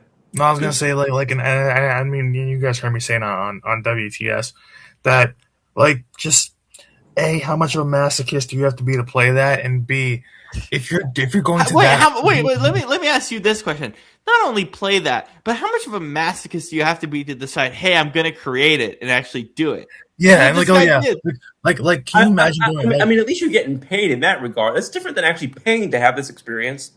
No. I think he did it as a hobby. I don't think he getting paid for it. I think he just did it as a hobby. I think he did it on his spare time. Then I have to question your mental health. He must. That's what I'm saying. He must just want to feel something. Like at that point, anything. You can go and take a freaking taser to your nuts. That'll make you feel something too. How about you? How about you do that? How about you just play paintball? Paintball's fun. Yeah, like how about you just go out and play paintball? My question is, if that suit, right, is meant for whatever it is, whatever thing he's doing is meant for like these FPS games. How does the zombie mode work for Call of Duty? What's a zombie mode? Oh, Have you never played Call of Duty Zombies? I've never played Call of Duty anything. Oh my God, Scoop! You uncultured swine. I don't This is think. not Actually, okay. I don't think he could, Rob. I don't. Oh. To be fair, I don't think Scoop could play Call of Duty. I don't think Wait, why is that? Why is this? the epilepsy issue, especially Oh, okay. zombies. Yeah. Okay. I don't think you could handle it. No, Ima- but imagine- with- imagine would that Scoop apply to having- all of them? Would that apply to like Modern Warfare, Halo? that would apply to GTA? every single one. Yeah. Okay. Well, no, but Like- GTA is not an FPS. I don't know about GTA. I'm just imagine saying Scoop, proper FPSs. imagine Scoop having to play Call of Duty on a modified on a Black Ops 2 like modded map where it's like it gets flashbanged every 5 seconds. That, Or oh like- my god. Oh my god. You know what I would not want I'm Scoop still to counting do? on y'all to help me launch my streaming channel. By the way. Oh no, I'm gonna work on that over the next few days. By the way, we can promote that right now. Yeah, Scoop's gonna stream on our Football After Hours Twitch Yay. pretty soon. I'm really excited about that. No, but the You said you one wanted thing, to do something either tomorrow or Saturday, right? I think Saturday. Yeah. Okay. Since there's nothing on. I'm so down to be on those streams too. Oh, bet. Oh yeah, we're all gonna be on there doing Yeah. different stuff. But no, but before the John Cena fight, I got plenty of time. Or the card. Anyway, so the one thing for Scoop that would scare me with his epilepsy more than probably any other video game. There's probably a good amount of video games that, like, if you have epilepsy, you shouldn't play. The one that I would hate for Scoop to play is so Call of Duty World at War is a really hard campaign, especially Yeah, the it back is. end, even on rookie. Scoop playing Call of Duty World at War campaign on veteran with the amount of flashbangs and grenades That's what I'm that saying. get shoot Well, at you. I hope you know that respectfully, you're just speaking gibberish to me. I don't know what any of that means. No, that's fine. But what I'm saying is, Scoop, you're. It's just literally like every 2 minutes, it's just boof, boof, boof, like in front of your face. Like Yeah, that sounds literally, that sounds suboptimal. it's insane. My God, we should clip just that part of Rob doing that and be like out of context, Rob. Boof. Yeah, it is. Yeah. But safe to say, or to put a conclusion on this, to wrap this up, why? Just how bored do you have to be to want to do this? I guess it's just because he can. First off, I question how he did it. I really How want to you- know how he did it. How do you wake up just one day and you decide, I'm going to build this, or I'm going to do it right, or hell, he must have dreamt about this beforehand, because there's no way that a normal person could wake up, go throughout their day, and actually genuinely think about that. Huh? I wonder what it'd be like if I built a freaking gaming rig that made me actually experience first person shooters. What's happening to me when I'm on the battlefield? Like you had to have dreamt of that.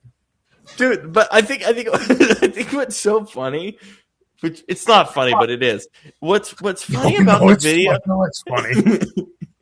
What's funny about the video is the fact he goes, oh, he just can't play anymore because he gets pulled back by the shots I would that think are being so. fired at him. He's like, ugh. Like, seriously, there's one point. Excuse me. There's one point where he gets hit in the chest and he tries to use his hand to block it. Oh my god. It's so stupid. Scoop, do you have any other thoughts on that video? I mean, no, not really. Like, you guys know this stuff far more than I do.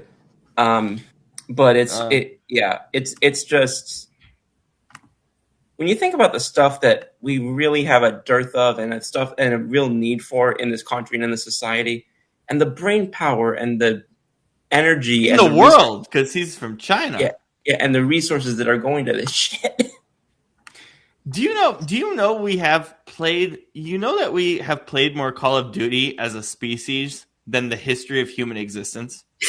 like in days and hours and months and years. Hang on, you got to rephrase that because I'm lost. What? Okay, so there's this real statistic. It's on the Conan video I sent. If you search up Conan O'Brien Advanced Warfare, they had this statistic in there that I might be able to pull it up. I'll pull it up really quick.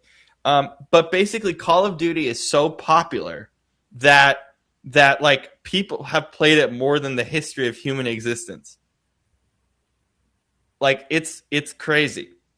So like the number of, let's just say, hours that we've existed, the total number of hours that have been played collectively with Call of Duty surpasses that. Is that what you're saying? By a wide margin, by the way. Yeah, not one part of that surprises me. By a wide margin. All right, wait. I gotta see if I can find it. Oh God. It's like the actual statistic is mind blowing. All right, let's see. So if I can get to it really quick. Let's see.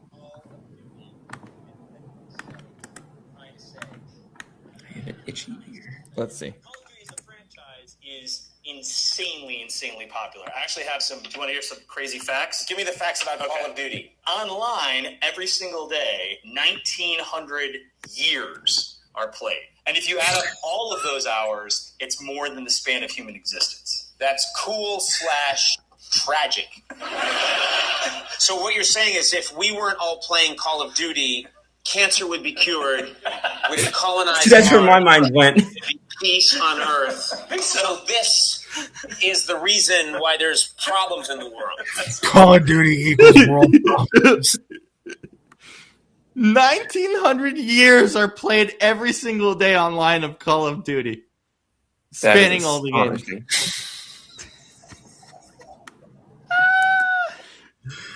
Thank you, Eric Blair and Conan O'Brien, for that clip. Oh no! And I'm part of that. I've played online Call of Duty. I've played a fair bit. You're contributing to the wrong statistics. Black Ops 7 sucks. You could be the one.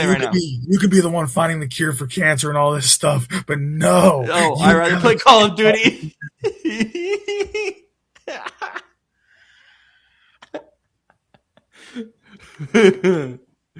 Oh my God. So there's that.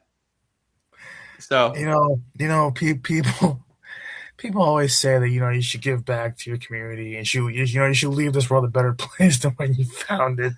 It's crazy how our mark on the world is going to be Call of Duty based. It's going to be literally playing hours of Call of Duty until we physically can't anymore.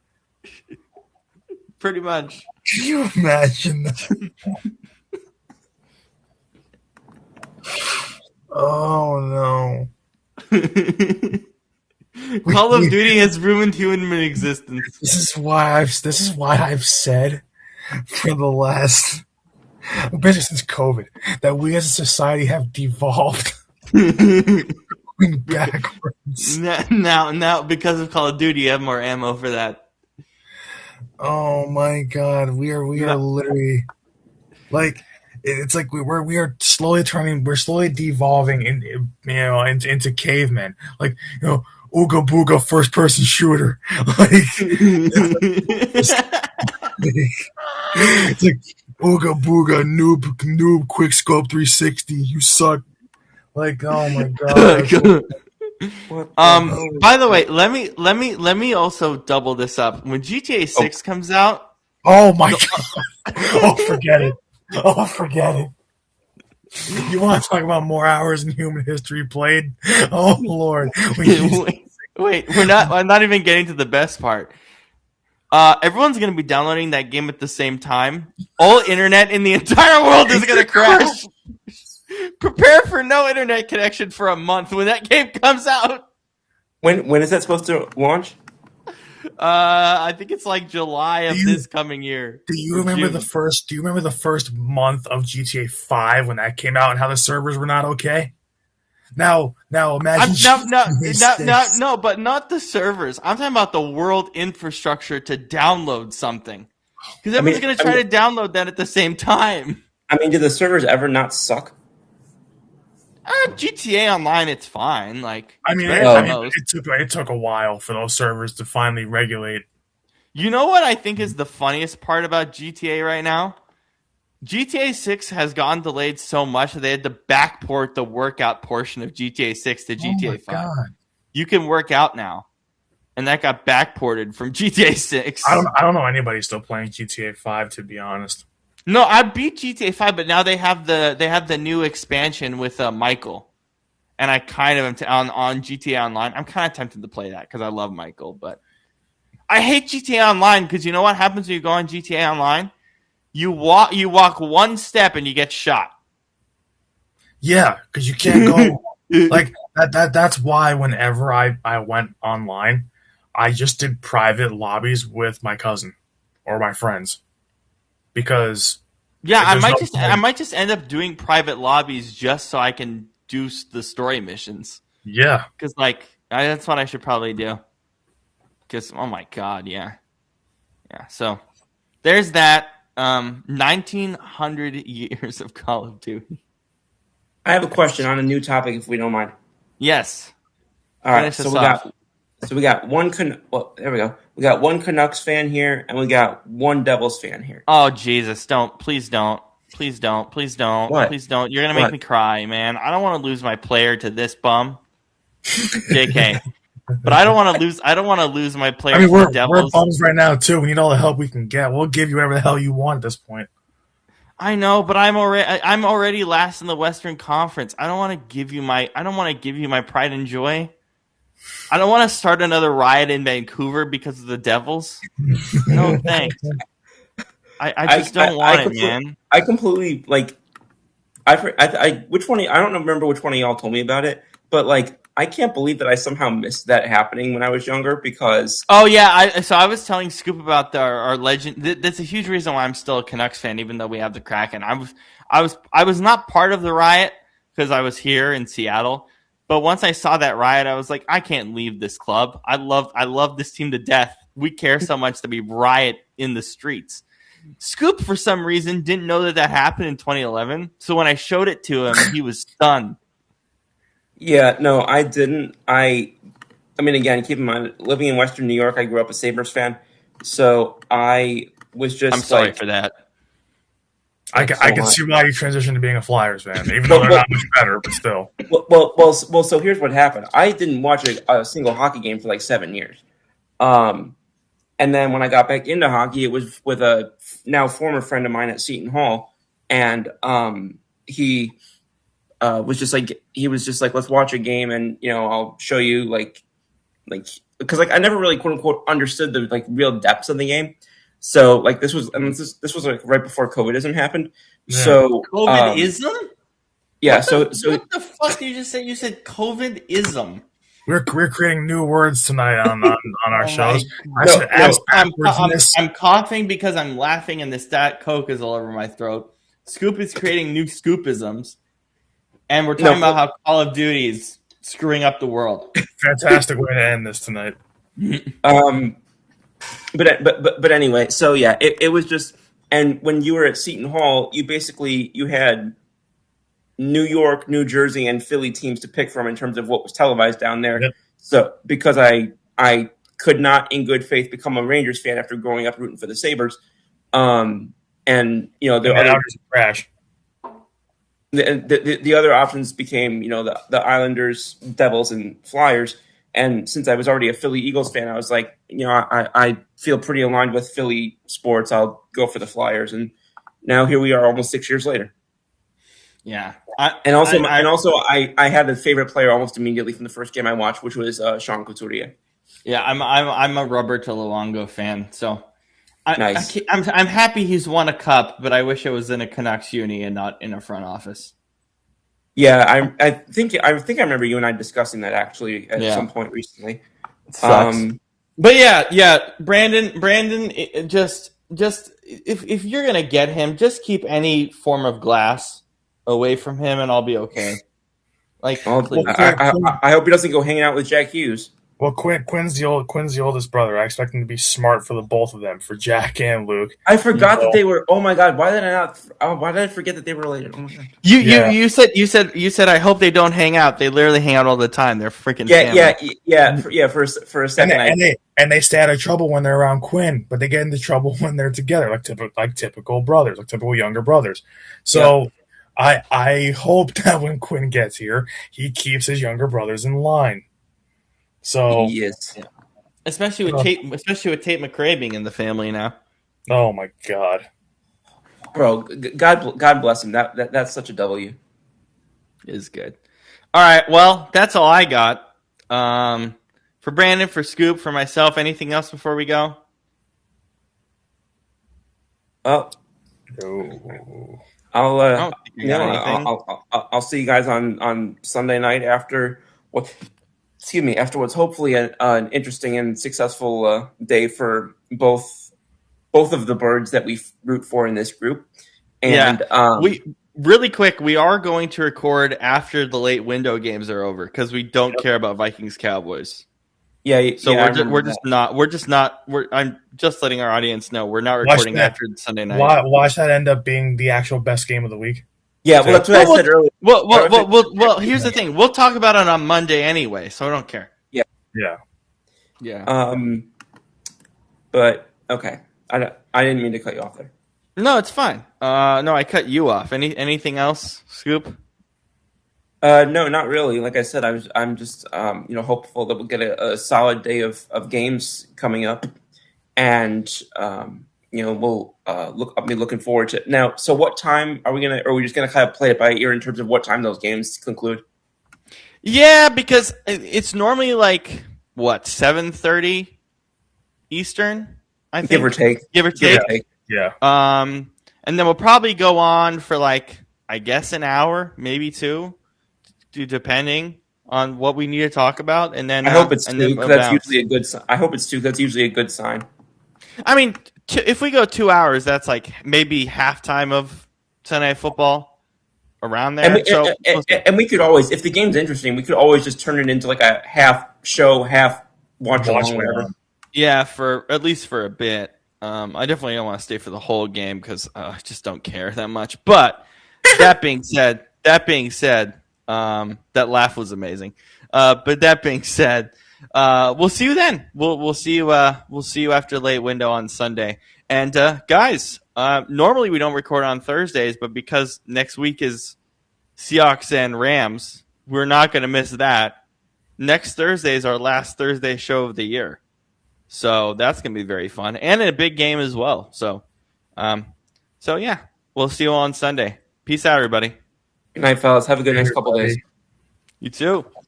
Peace out.